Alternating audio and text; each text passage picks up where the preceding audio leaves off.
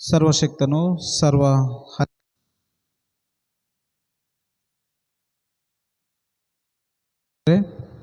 ನಿನ್ನ ಪರಿಶುದ್ಧವಾದ ಅಪಾರವಾದ ಕೃಪೆಗೆ ಕೃತಜ್ಞತಾ ಸ್ತುತಿ ಸ್ತೋತ್ರಗಳನ್ನು ಸಲ್ಲಿಸುವಂತಾದ್ದೇವೆ.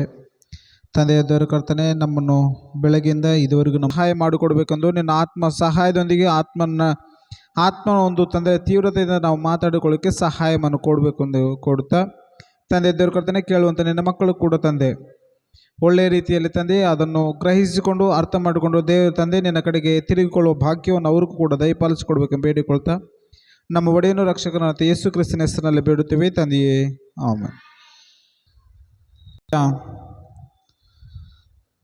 ಕ್ರಿಸ್ತನಲ್ಲಿ ನನ್ನ ಸಹೋದರ ಸಹೋದರಿಯರೇ, ಸೇರಿ ಬಂದ ನಿಮ್ಮೆಲ್ಲರಿಗೆ ನಮ್ಮ ಒಡೆಯನು ರಕ್ಷಕನು ಅದ್ವಿತೀಯನಾದನಾಗಿರುವಂಥ ಯೇಸು ಕ್ರಿಸ್ತನ ಹೆಸರಿನಲ್ಲಿ ನಿಮ್ಮೆಲ್ಲರಿಗೆ ವಂದನೆಗಳು ಸಲ್ಲಿಸುವಂತಾಗಿದ್ದೇನೆ. ನಾವು ಈಗ ಅಂಶವನ್ನು ಪ್ರಾರಂಭ ಮಾಡಿಕೊಳ್ಳೋಣ. ಹೋದ ವಾರ ನಾವು ಕೇಳಿರುವಂಥ ವಾಕ್ಯ ಏನು? ಯೌವನಸ್ಥರ ಬದ್ಧತೆ ಪಾರ್ಟ್ 1 ಮಾತಾಡ್ಕೊಂಡಿವಿ. ಹೋದ ವಾರ ನಿಮಗೆ ಹೇಳಿದ್ನ ಒಂದು ವಿಷಯ ಏನಂತಂದರೆ, ಈ ಅಂಶ ಸುಮಾರು 4-5 ಭಾಗ, 3-4ರಿಂದ ಒಂದು 4-5 ಭಾಗ ತನಕ ಇರುತ್ತೆ ಎಂಬುದಾಗಿ ಹೇಳಿದ್ನಿ. ಹೋದ ವಾರ 3-4 ಭಾಗಗಳು ಇರ್ಬೋದು ಅಂತ ಹೇಳಿದ್ನಿ. ನೋಡೋಣ, ಇನ್ನು ಹೆಚ್ಚು ಆಗ್ಬೋದು. ಈಗ 2ನೇ ಭಾಗ ಮಾತಾಡಿಕೊಳ್ಳೋಕ್ಕೆ ಪ್ರಯತ್ನ ಮಾಡೋಣ. ಏನಿವತ್ತಿನ ಅಂಶ ಅಂತಂದರೆ, ಯೌವನಸ್ಥರ ಬದ್ಧತೆ ಭಾಗ 2. ಯೌವನಸ್ಥರ ಬದ್ಧತೆ ಭಾಗ 2.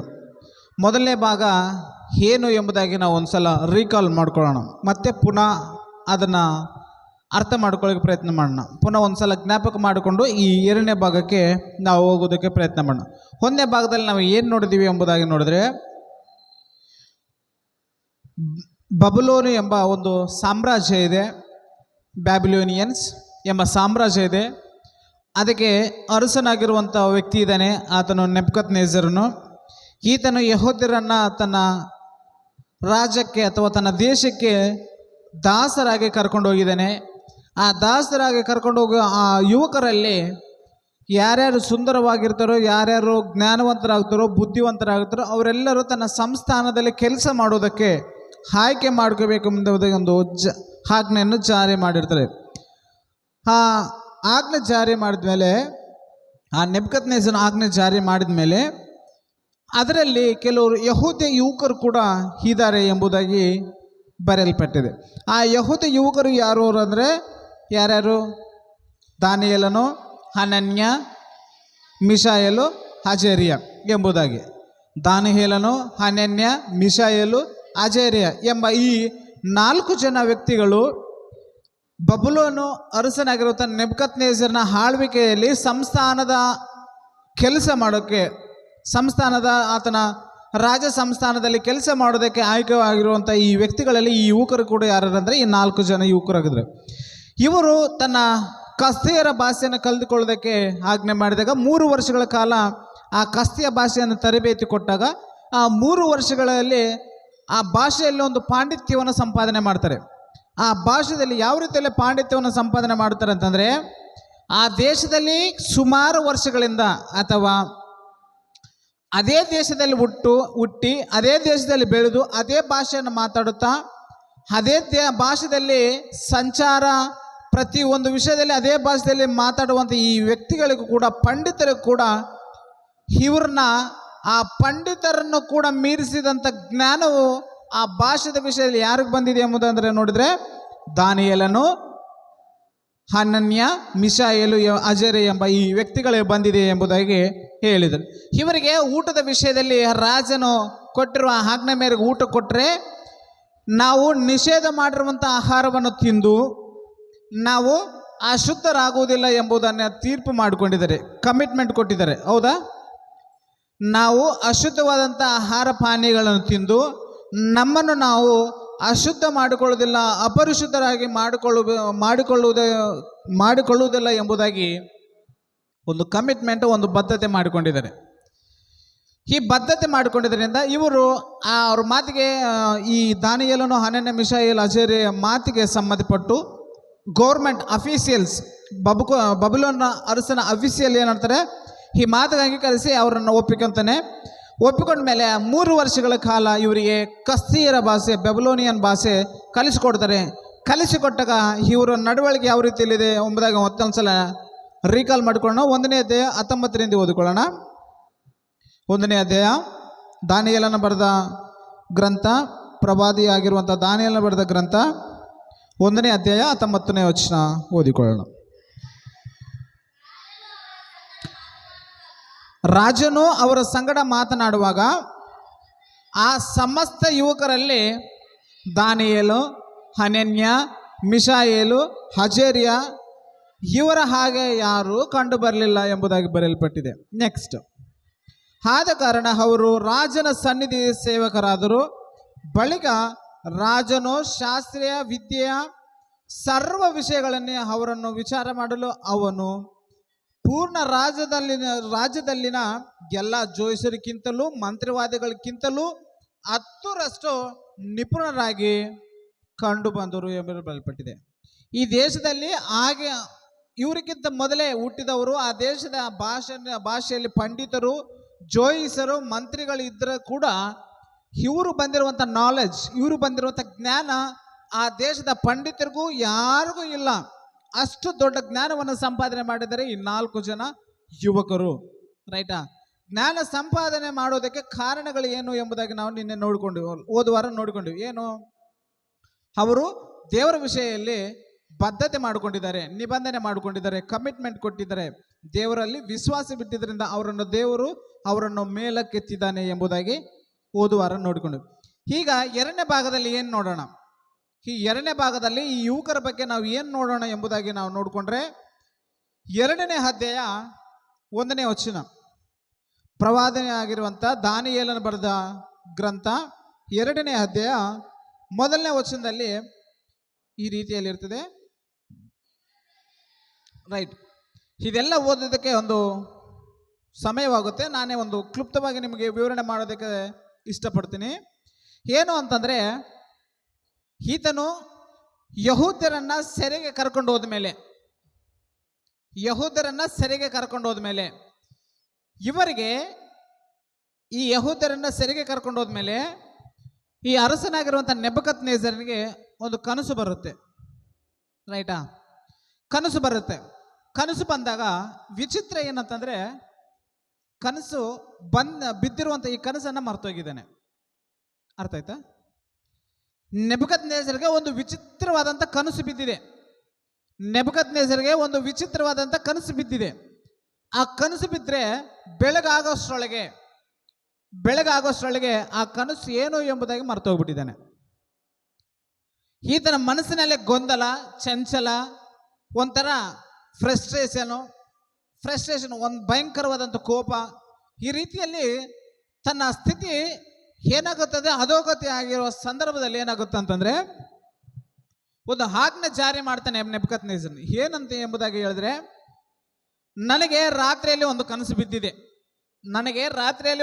ಬಿದ್ದಿದೆ.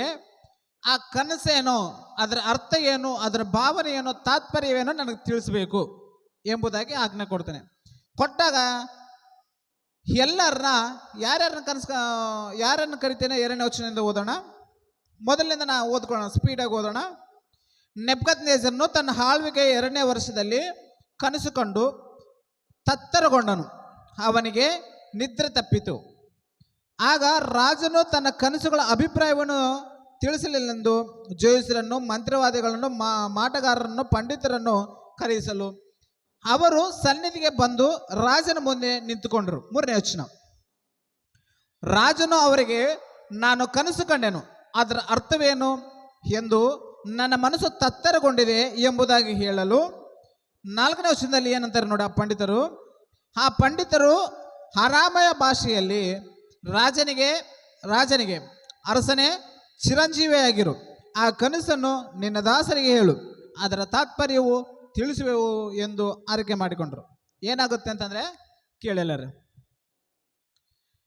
ನೆಬೂಕದ್ನೆಚ್ಚರನಿಗೆ ಕನಸು ಬಿದ್ದಿದೆ. ರೈಟಾ? ಈ ಜೋಯಿಸರನ್ನ, ಮಂತ್ರವಾದಿಗಳನ್ನ, ಪಂಡಿತರನ್ನ ಎಲ್ಲರನ್ನ ಕರೆಸ್ತಾನೆ. 4 ಡಿವಿಷನ್ಸ್ ಇರ್ತವೆ ನೋಡಿ. 2ನೇ ವಚನದಲ್ಲಿ ಏನಿರ್ತದೆ? ಜೋಯಿಸರು, ಮಂತ್ರವಾದಿಗಳು, ಮಾಟಗಾರರು, ಪಂಡಿತರು. ಜೋಯಿಸರು, ಮಂತ್ರಿವಾದಿಗಳು, ಮಾಟಗಾರರು, ಪಂಡಿತರು, ಈ 4 ಡಿವಿಷನ್ಸ್ ಈ ವ್ಯಕ್ತಿಗಳನ್ನು ಕರೆಸಿ ಏನು ಮಾಡ್ತಾನೆ ಅಂದರೆ, ನನಗೆ ರಾತ್ರಿಯಲ್ಲಿ ಒಂದು ಕನಸು ಬಿದ್ದಿದೆ, ರಾತ್ರಿಯಲ್ಲಿ ನನಗೆ ಕನಸು ಬಿದ್ದಿದೆ, ಅದರ ಅರ್ಥವನ್ನು ನನಗೆ, ಅದರ ತಾತ್ಪರ್ಯವನ್ನು ನನಗೆ ತಿಳಿಸು ಅಂತ ಹೇಳ್ತಾರೆ. ಆವಾಗ ಅರಸನ ಮುಂದೆ ಇವರೆಲ್ಲರೂ ಬಂದು, ಅರಸನೇ, ನೀನು ಚಿರಂಜೀವಿ ಆಗರು, ನೀನು ಸದಾಕಾಲ ಬದುಕು, ಆದರೆ ನೀನು ಕಂಡಿರುವಂಥ ಕನಸೇನು,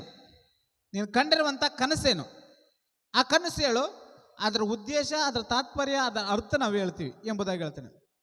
ಸಿಟ್ಟು ಬರುತ್ತದೆ ನೆಬೂಕದ್ನೆಚ್ಚರನಿಗೆ. ಆ ಕನಸೇ ಮರ್ತೋಗಿದ್ದೇನೆ, ಸಿಟ್ಟು ಬರ್ತದೆ. ಆವಾಗ ಆಜ್ಞೆ ಮಾಡ್ತೇನೆ, ನೀವು ಜೋಯಿಸರು, ಪಂಡಿತರು, ಮಾಟಗಾರರು, ಮಂತ್ರಿಗಳು ಇದಿರಲ್ಲ, ನನ್ನ ಕನಸು ಏನು ಬಿದ್ದಿದೆ ಅಂತ ಹೇಳ್ಬೇಕು, ಅದರ ತಾತ್ಪರ್ಯ ನೀವೇ ಹೇಳ್ಬೇಕು. ಹಾಗೆ ಮಾಡಲಿಲ್ಲ ಅಂದರೆ ನಿಮ್ಮೆಲ್ಲರನ್ನ ಕೊಲ್ಲಿಸ್ತೀನಿ, ಸಾಯಿಸ್ತೀನಿ ಎಂಬುದಾಗಿ ಆಜ್ಞೆ ಮಾಡ್ತಾನೆ. ಎಲ್ಲರೂ ಭಯಪಡ್ತಾರೆ. ಕನಸು ಯಾವ ರೀತಿಯಲ್ಲಿ, ನಿನಗೆ ಬಂದಿರೋಂಥ ಕನಸು ನನಗೇನು ಗೊತ್ತಾಗುತ್ತೆ, ಅರಸನಿಗೆ ಬಂದಿರೋಂಥ ಕನಸು ಜೋಯಿಸರಿಗೆ, ಮಾಟಗಾರರಿಗೆ ಯಾವ ರೀತಿಯಲ್ಲಿ ಗೊತ್ತಾಗುತ್ತೆ.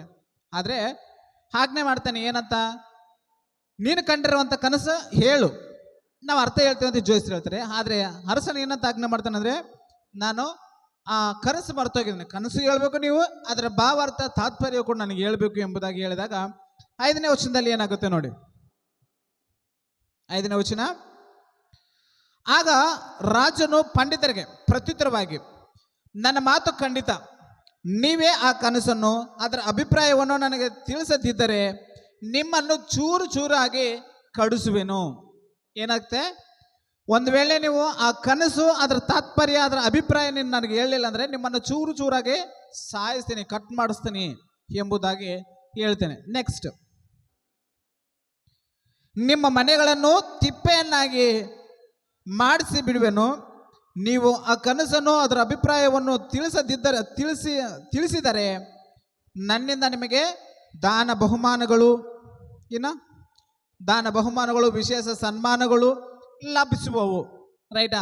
ಒಂದು ವೇಳೆ ನೀವು ಆ ಕನಸು, ಅದರ ಅಭಿಪ್ರಾಯವನ್ನು, ಅದರ ತಾತ್ಪರ್ಯವನ್ನು ನನಗೆ ಹೇಳಿದರೆ ನಿಮ್ಗೇನಾಗುತ್ತೆ ಅಂತಂದರೆ, ನಿಮಗೆ ವಿಶೇಷವಾದಂಥ ಸನ್ಮಾನ ಮಾಡ್ತೀನಿ, ದಾನಗಳು ಕೊಡ್ತೀನಿ, ಬಹುಮಾನಗಳನ್ನು ಕೊಡ್ತೀನಿ, ನಿಮಗೆ ಬಹುಮಾನ ಗಿಫ್ಟ್ಗಳನ್ನು ಕೊಡ್ತೀನಿ, ನಿಮಗೆ ವಿಶೇಷವಾದಂಥ ಹಾನರ್ ಮಾಡ್ತೀನಿ, ಗೌರವ ಕೊಡ್ತೀನಿ, ವಿಶೇಷವಾದಂಥ ಸನ್ಮಾನ ಮಾಡ್ತೀನಿ ಎಂಬುದಾಗಿ ಹೇಳ್ತಾರೆ. 7ನೇ ವಚನ,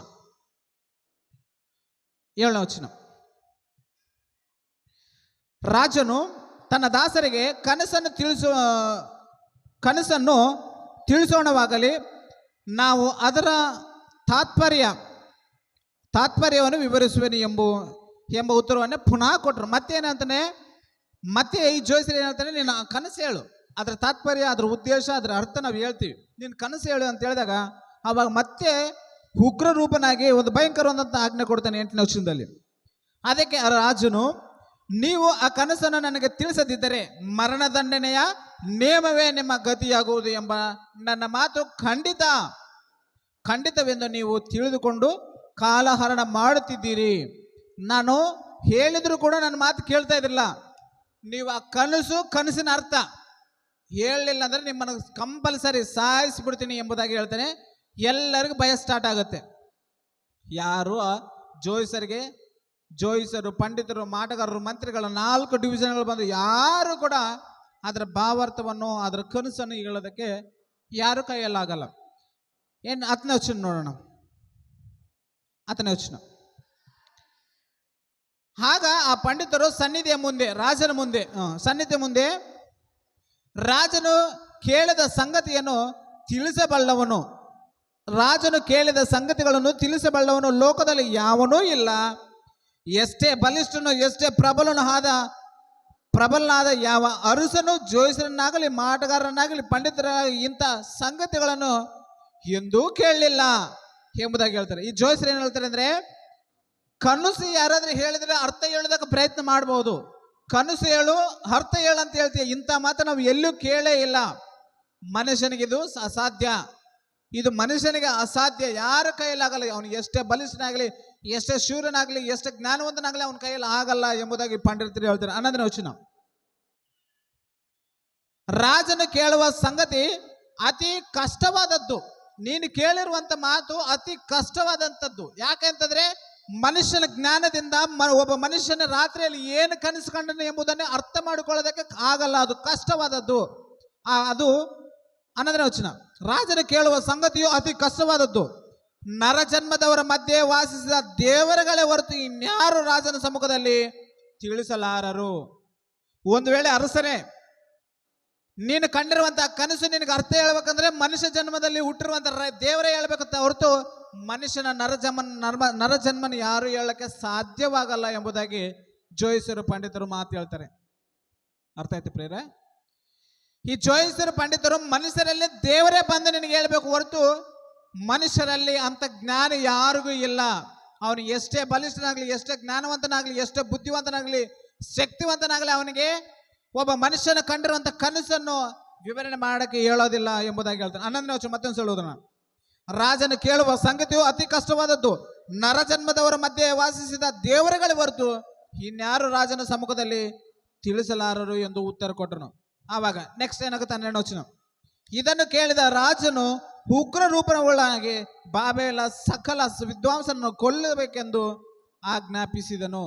ಕೂಡಲೇ ಈ ಆಜ್ಞೆಯು ಹೊರಟುಪಡಿತು. ಏನಾಯ್ತಂತಂದ್ರೆ ಅವರು ಹೇಳಲ್ಲ ಎಂಬುದಾಗಿ ಡಿಕ್ಲೇರ್ ಮಾಡಿದ ತಕ್ಷಣ ಅರಸನಿಗೆ ಭಯಂಕರವಾದಂಥ ಕೋಪ ಬರುತ್ತೆ, ಸಿಟ್ಟು ಬರುತ್ತೆ. ಉಗ್ರ ರೂಪನಾಗಿ ಏನ್ ಮಾಡ್ತಾನೆ ಅಂದ್ರೆ ಒಂದು ಸ್ಟಾಂಪ್ ಹಾಕಿರ್ತಾನೆ, ಒಂದು ಆಜ್ಞೆ ಕೊಡ್ತಾನೆ. ಆಜ್ಞೆ ಕೊಟ್ಟು ಏನಂತಂದ್ರೆ ಜೋಯಿಸರ್ನ ವಿದ್ವಾಂಸರನ್ನ ಎಲ್ಲರನ್ನ ದೇಶದಲ್ಲಿ ಎಲ್ಲರನ್ನ ಸಾಯಿಸು ಎಂಬುದಾಗಿ ಹೇಳ್ತಾನೆ. ರೈಟಾ? ಸಾಯಿಸು ಅಂತ ಹೇಳಿದಾಗ ಈ 4 ಡಿವಿಷನ್ಗಳದಾವೆ. ಯಾರ್ಯಾರು? ಮಂತ್ರಿಗಳು, ಮಾಟಗಾರರು, ಜೋಯಿಸರು, ಪಂಡಿತರು. ಮಂತ್ರಿಗಳು, ಮಾಟಗಾರರು, ಜೋಯಿಸರು, ಪಂಡಿತರು, 4 ಡಿವಿಷನ್ಗಳಲ್ಲಿ. ರೈಟಾ? ದಾನಿಯೇಲನು ಕೂಡ ಒಂದು ಡಿವಿಷನ್ ಅಲ್ಲಿ ಇದ್ದಾನೆ, ಪಂಡಿತರ ಡಿವಿಷನ್ ಅಲ್ಲಿ ಇದ್ದಾನೆ. ರೈಟಾ? ದಾವೀದನು ಕೂಡ ಸಕಲ ವಿದ್ಯೆಯಲ್ಲಿ ಪ್ರವೀಣನಾಗಿದ್ದಾನೆ. ರೈಟಾ? 1ನೇ ಅಧ್ಯಾಯ 20ನೇ ವಚನದಲ್ಲಿ ಏನು ನೋಡಿದ್ವಿ? ಸರ್ವ ವಿಷಯಗಳಲ್ಲಿ ಜೋಯಿಸರಿಗಿಂತಲೂ ಎಲ್ಲರಿಗಿಂತಲೂ 10ರಷ್ಟು ನಿಪುಣರಾಗಿದ್ದಾರೆ, ಪಂಡಿತರಾಗಿದ್ದಾರೆ ಎಂಬುದಾಗಿ ನೋಡಿದ್ವಿ. ದಾನಿಯೇಲನು ಕೂಡ ಈಗ ಪಂಡಿತರ ಲೆಕ್ಕದಲ್ಲಿದ್ದಾನೆ. ರೈಟಾ? ಈಗ ಆಜ್ಞೆ ಜಾರಿ ಬಂತು. ಯಾರೇನು ಸಾಯಿಸಬೇಕು? ಸಕಲ ವಿದ್ವಾಂಸರೆಲ್ಲರೂ ಸಾಯಿಸಬೇಕು. ಸಾಯಿಸಬೇಕಂತ ಹೇಳಿದಾಗ ಒಬ್ಬ ಅಧಿಕಾರಿಗೆ, ಹರಿಯೋಕನೆಂಬ ಅಫಿಷಿಯಲ್ಸ್ಗೆ ಈ ವಿದ್ವಾಂಸರೆಲ್ಲ ಸಾಯಿಸು ಎಂಬುದಾಗಿ ಆಜ್ಞೆ ಕೊಟ್ಟಿರ್ತಾನೆ. ಆಜ್ಞೆ ಕೊಟ್ಟಾಗ ಎಲ್ಲ ಸಾಯಿಸ್ಕೊಂಡು ಬರ್ತಾ ದಾನಿಯೇಲನ ತನಕ ಬರ್ತಾರೆ. ಎಲ್ಲಿ ಬರ್ತಾರೆ? ದಾನಿಯೇಲನ ತನಕ ಬಂದಾಗ ದಾನಿಯೇಲನು ಕೂಡ ಕೊಲ್ಲಬೇಕೆಂಬುದಾಗಿ ಹರಿಯೋಕನೆಂಬ ಅಫಿಷಿಯಲ್ಸ್ ಬಂದು ರಾಜ ಆಜ್ಞೆ ಆಗಿದ್ದಾನೆ, ಅರಸನ ಆಜ್ಞೆ ಆಗಿದೆ, ವಿದ್ವಾಂಸರನ್ನ, ಪಂಡಿತರನ್ನ, ಮಂತ್ರಿಗಳನ್ನ, ಮಾರಾಟಗಾರರನ್ನ ಎಲ್ಲರನ್ನ ಕೂಡ ಕೊಲ್ಲಬೇಕೆಂಬುದಾಗಿ ಅರಸನ ಆಜ್ಞೆ ಆಗಿದೆ, ನಾವು ನಿನ್ನನ್ನು ಕೊಲ್ಲುತ್ತೀವಿ ಎಂಬುದಾಗಿ ಹೇಳಿದಾಗ ದಾನಿಯೇಲನು ಏನ್ ಮಾಡ್ತಾನೆ?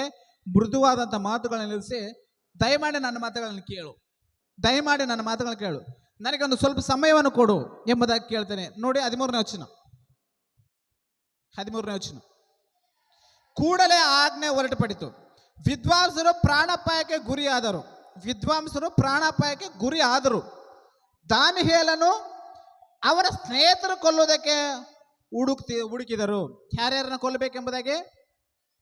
ದಾನಿಯೇಲನ ಅವರ ಸ್ನೇಹಿತರು ಯಾರ್ಯಾರು? 3 ಇದ್ದಾರೆ. ರೈಟಾ? ಟೋಟಲ್ 4 ಜನ, ಹನನ್ಯ, ಮಿಶಾಯೇಲ್, ಅಜರ್ಯ, ದಾನಿಯೇಲನ್, 4 ಜನ.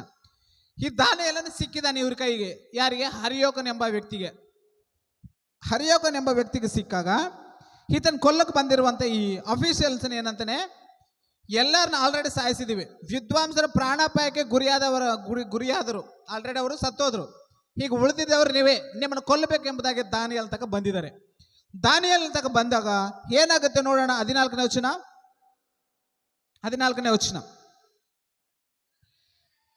2ನೇ ಅಧ್ಯಾಯ 14ನೇ ವಚನ.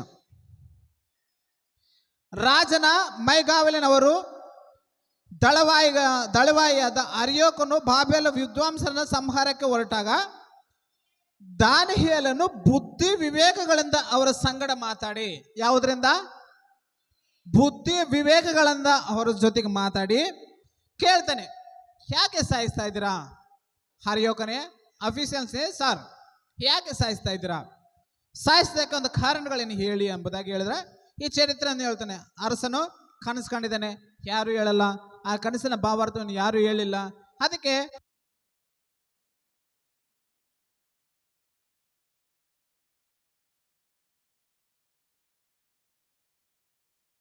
ಹರಿಯೋಗನೆಂಬ ಈ ವ್ಯಕ್ತಿ ಬಂದು ರಾಜ ಈ ತರ ಆಜ್ಞೆ ಮಾಡಿದ್ದಾನೆ.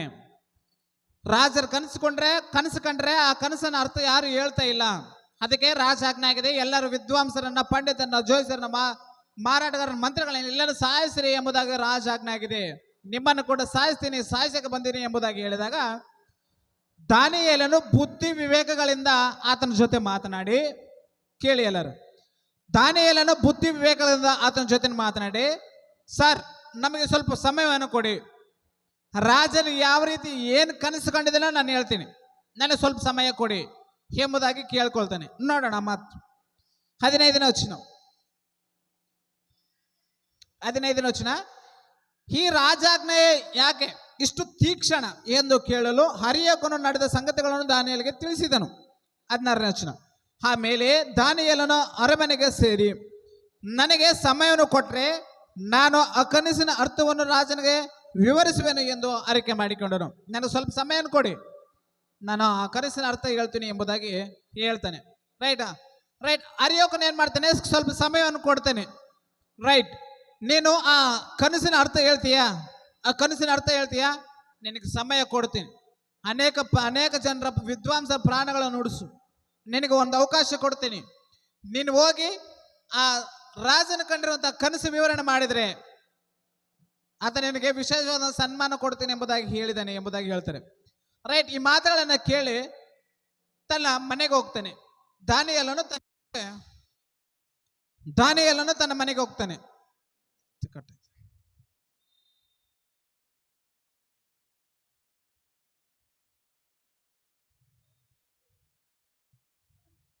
ಈ ಮಾತುಗಳನ್ನು ಕೇಳಿ ತನ್ನ ಮನೆಗೆ ಹೋಗ್ತಾನೆ. ರೈಟ್. ಮನೆಗೆ ಹೋದ್ಮೇಲೆ ಏನ್ ನಡೀತಿದೆ ನೋಡಿ. 17ನೇ ವಚನ. ಬಳಿಕ ದಾನಿಯೇಲನು ತನ್ನ ಮನೆಗೆ ಹೋಗಿ ಹನನ್ಯ, ಮಿಶಾಯೇಲು, ಅಜೇರ ಎಂಬ ತನ್ನ ಸ್ನೇಹಿತರಿಗೆ ಆ ಸಮಾಚಾರವನ್ನು ತಿಳಿಸಿ, ನಾನು ಬಾಬೆಲ್ನ ಇತರ ವಿದ್ವಾಂಸರೊಂದಿಗೆ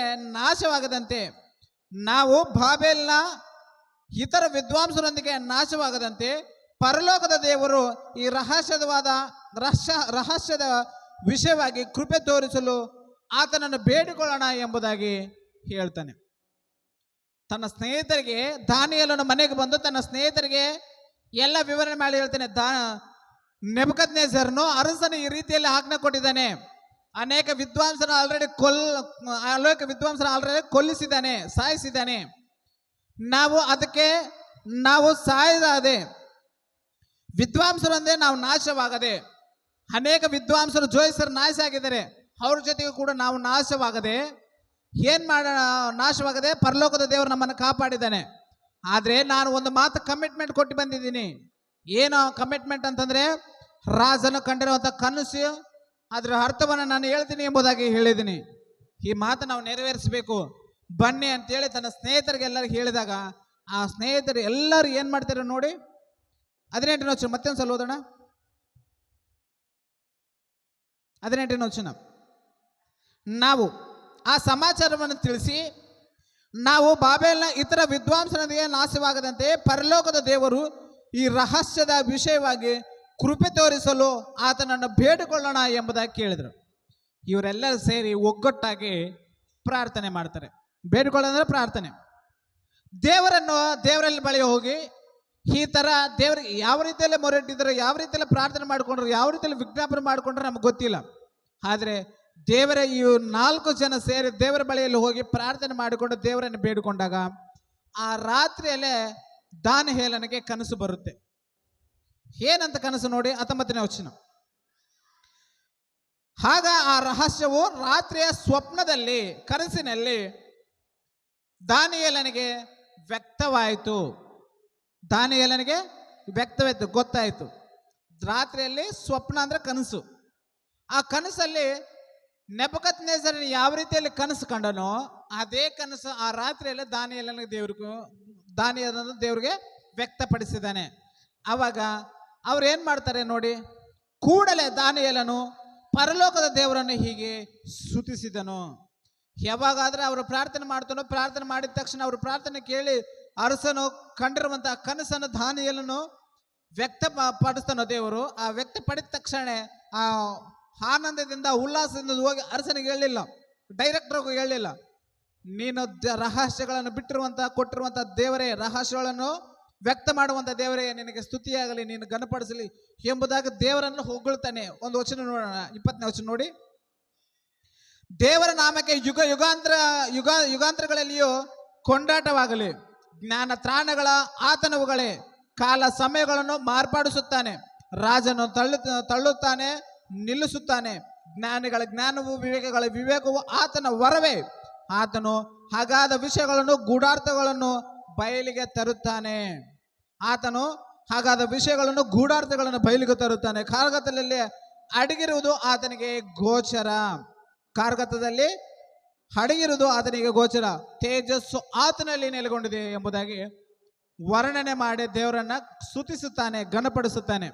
ನನಗೆ ರಹಸ್ಯಗಳನ್ನು ತಿಳಿಸಿದೀಯಾ, ನಿನಗೆ ಸ್ತೋತ್ರ. ಯುಗ ಯುಗಾಂತರಗಳಲ್ಲಿ ನಿನ್ನನ್ನು ಕೊಂಡಾಡ್ತೇನೆ, ಮಹಿಮೆ ಪಡಿಸುತ್ತೇನೆ. ನೀನು ಅನೇಕವಾದಂಥ ವಿಷಯ, ಗಾಢಾಂತವಾದ ವಿಷಯ, ಅಗಾಧವಾದಂಥ ವಿಷಯಗಳನ್ನು ತಿಳಿಸಬರುವಂಥ ಸರ್ವಶಕ್ತನಾಗಂತ ದೇವರು ನೀನಾಗಿದೆ ಎಂಬುದಾಗಿ ದೇವರನ್ನ ದಾನಿಯೇಲನು ಕೊಂಡಾಡ್ತಾನೆ. ಆಮೇಲೆ ಕೊಂಡಾಡಿದ ಮೇಲೆ ಈತನನ್ನ ಎಲ್ಲಿ ಕರ್ಕೊಂಡು ಹೋಗ್ಬೇಕೀಗ? ದಾನಿಯೇಲನ ಎಲ್ಲಿ ಕರ್ಕೊಂಡು ಹೋಗ್ಬೇಕು? ರಾಜನ ಬಳಿಯಲ್ಲಿ ಕರ್ಕೊಂಡು ಹೋಗ್ಬೇಕು. 24 ವಚನ ನೋಡಿ. ಆಗ ದಾನಿಯೇಲನು ಬಾಬೆಲಿನ ವಿದ್ವಾಂಸರ ಕೊಲ್ಲುವುದಕ್ಕೆ ರಾಜನ ನೇಮಿಸಿದ ಅರಿಯೋಕನ ಬಳಿಗೆ ಹೋಗಿ ಅವನಿಗೆ, ಬಾಬೆಲಿನ ವಿದ್ವಾಂಸನ ಕೊಲ್ಲಬೇಡ, ನನ್ನನ್ನು ರಾಜನ ಸನ್ನಿಧಿಗೆ ಬಿಡು, ನಾನು ಕನಸಿನ ಅಭಿಪ್ರಾಯವನ್ನು ರಾಜನಿಗೆ ತಿಳಿಸುವೆನು ಎಂಬುದಾಗಿ ಹೇಳ್ತಾನೆ. ಈಗ ನೀನು ಯಾರನ್ನ ಕೊಲ್ಲಕ್ಕೋಬೇಡ, ವಿದ್ವಾಂಸರನ್ನ ಯಾರು ಕೊಲ್ಲಕ್ಕೋಬೇಡ, ನಾನು ಕನಸಿನ ಅರ್ಥ ಹೇಳ್ತೀನಿ, ಭಾವನೆ ಹೇಳ್ತೇನೆ, ಕನಸು ಹೇಳ್ತೀನಿ ಎಂಬುದಾಗಿ ನೋಡ್ತಾನೆ. ನೋಡಿ 28ನೇ ವಚನದಲ್ಲಿ ಏನು ಹೇಳ್ತಾನೆ, 27ನಿಂದ ಓದೋಣ. ಅದಕ್ಕೆ ದಾನಿಯೇಲನು ಸನ್ನಿಧಿಯಲ್ಲಿ ರಾಜನು ಕೇಳುವ ರಹಸ್ಯಗಳನ್ನು ವಿದ್ವಾಂಸರಾಗಲಿ, ಮಾಟಗಾರರಾಗಲಿ, ಜೋಯಿಸರಾಗಲಿ, ಶಕುನಗಳಾಗಲಿ ಯಾರೂ ರಾಜನಿಗೆ ತಿಳಿಸಲಿಲ್ಲ. ಯಾರು ತಿಳಿಸಲಿಲ್ಲಲ್ಲ, ಯಾರು ತಿಳಿಸಲಾರರು ಕೂಡ ಅವ್ರಿಗೆ ಸಾಧ್ಯವಾಗಲ್ಲ, ಯಾರು ಹೇಳಕ್ಕಾಗಂಗಿಲ್ಲ, ಯಾರಿಗೂ ಕೂಡ ಹೇಳಕ್ಕಾಗಂಗಿಲ್ಲ, ಅವ್ರು ಯಾರು ತಿಳಿಸಲಾರರು ಎಂಬುದಾಗಿ ಹೇಳ್ತಾನೆ. ಯಾರ್ಯಾರು? ರಾಜನು ಕೇಳುವ ರಹಸ್ಯವನ್ನು ವಿದ್ವಾಂಸರಾಗಲಿ, ಮಾಟಗಾರರಾಗಲಿ, ಜೋಯಿಸರಾಗಲಿ, ಶಕುನಗಳಾಗಲಿ ಯಾರು ರಾಜನಿಗೆ ತಿಳಿಸಲಿಲ್ಲ. 28ನೇ ವಚನದಲ್ಲಿ ನೋಡಿ. ಆದರೆ ರಹಸ್ಯಗಳನ್ನು ವ್ಯಕ್ತಗೊಳಿಸುವ ಒಬ್ಬನಿದ್ದಾನೆ, ಆತನು ದೇವರು. ರಹಸ್ಯಗಳನ್ನು ವ್ಯಕ್ತಪಡಿಸುವ ಆತನು ಒಬ್ಬನಿದ್ದಾನೆ, ಆತನು ದೇವರು.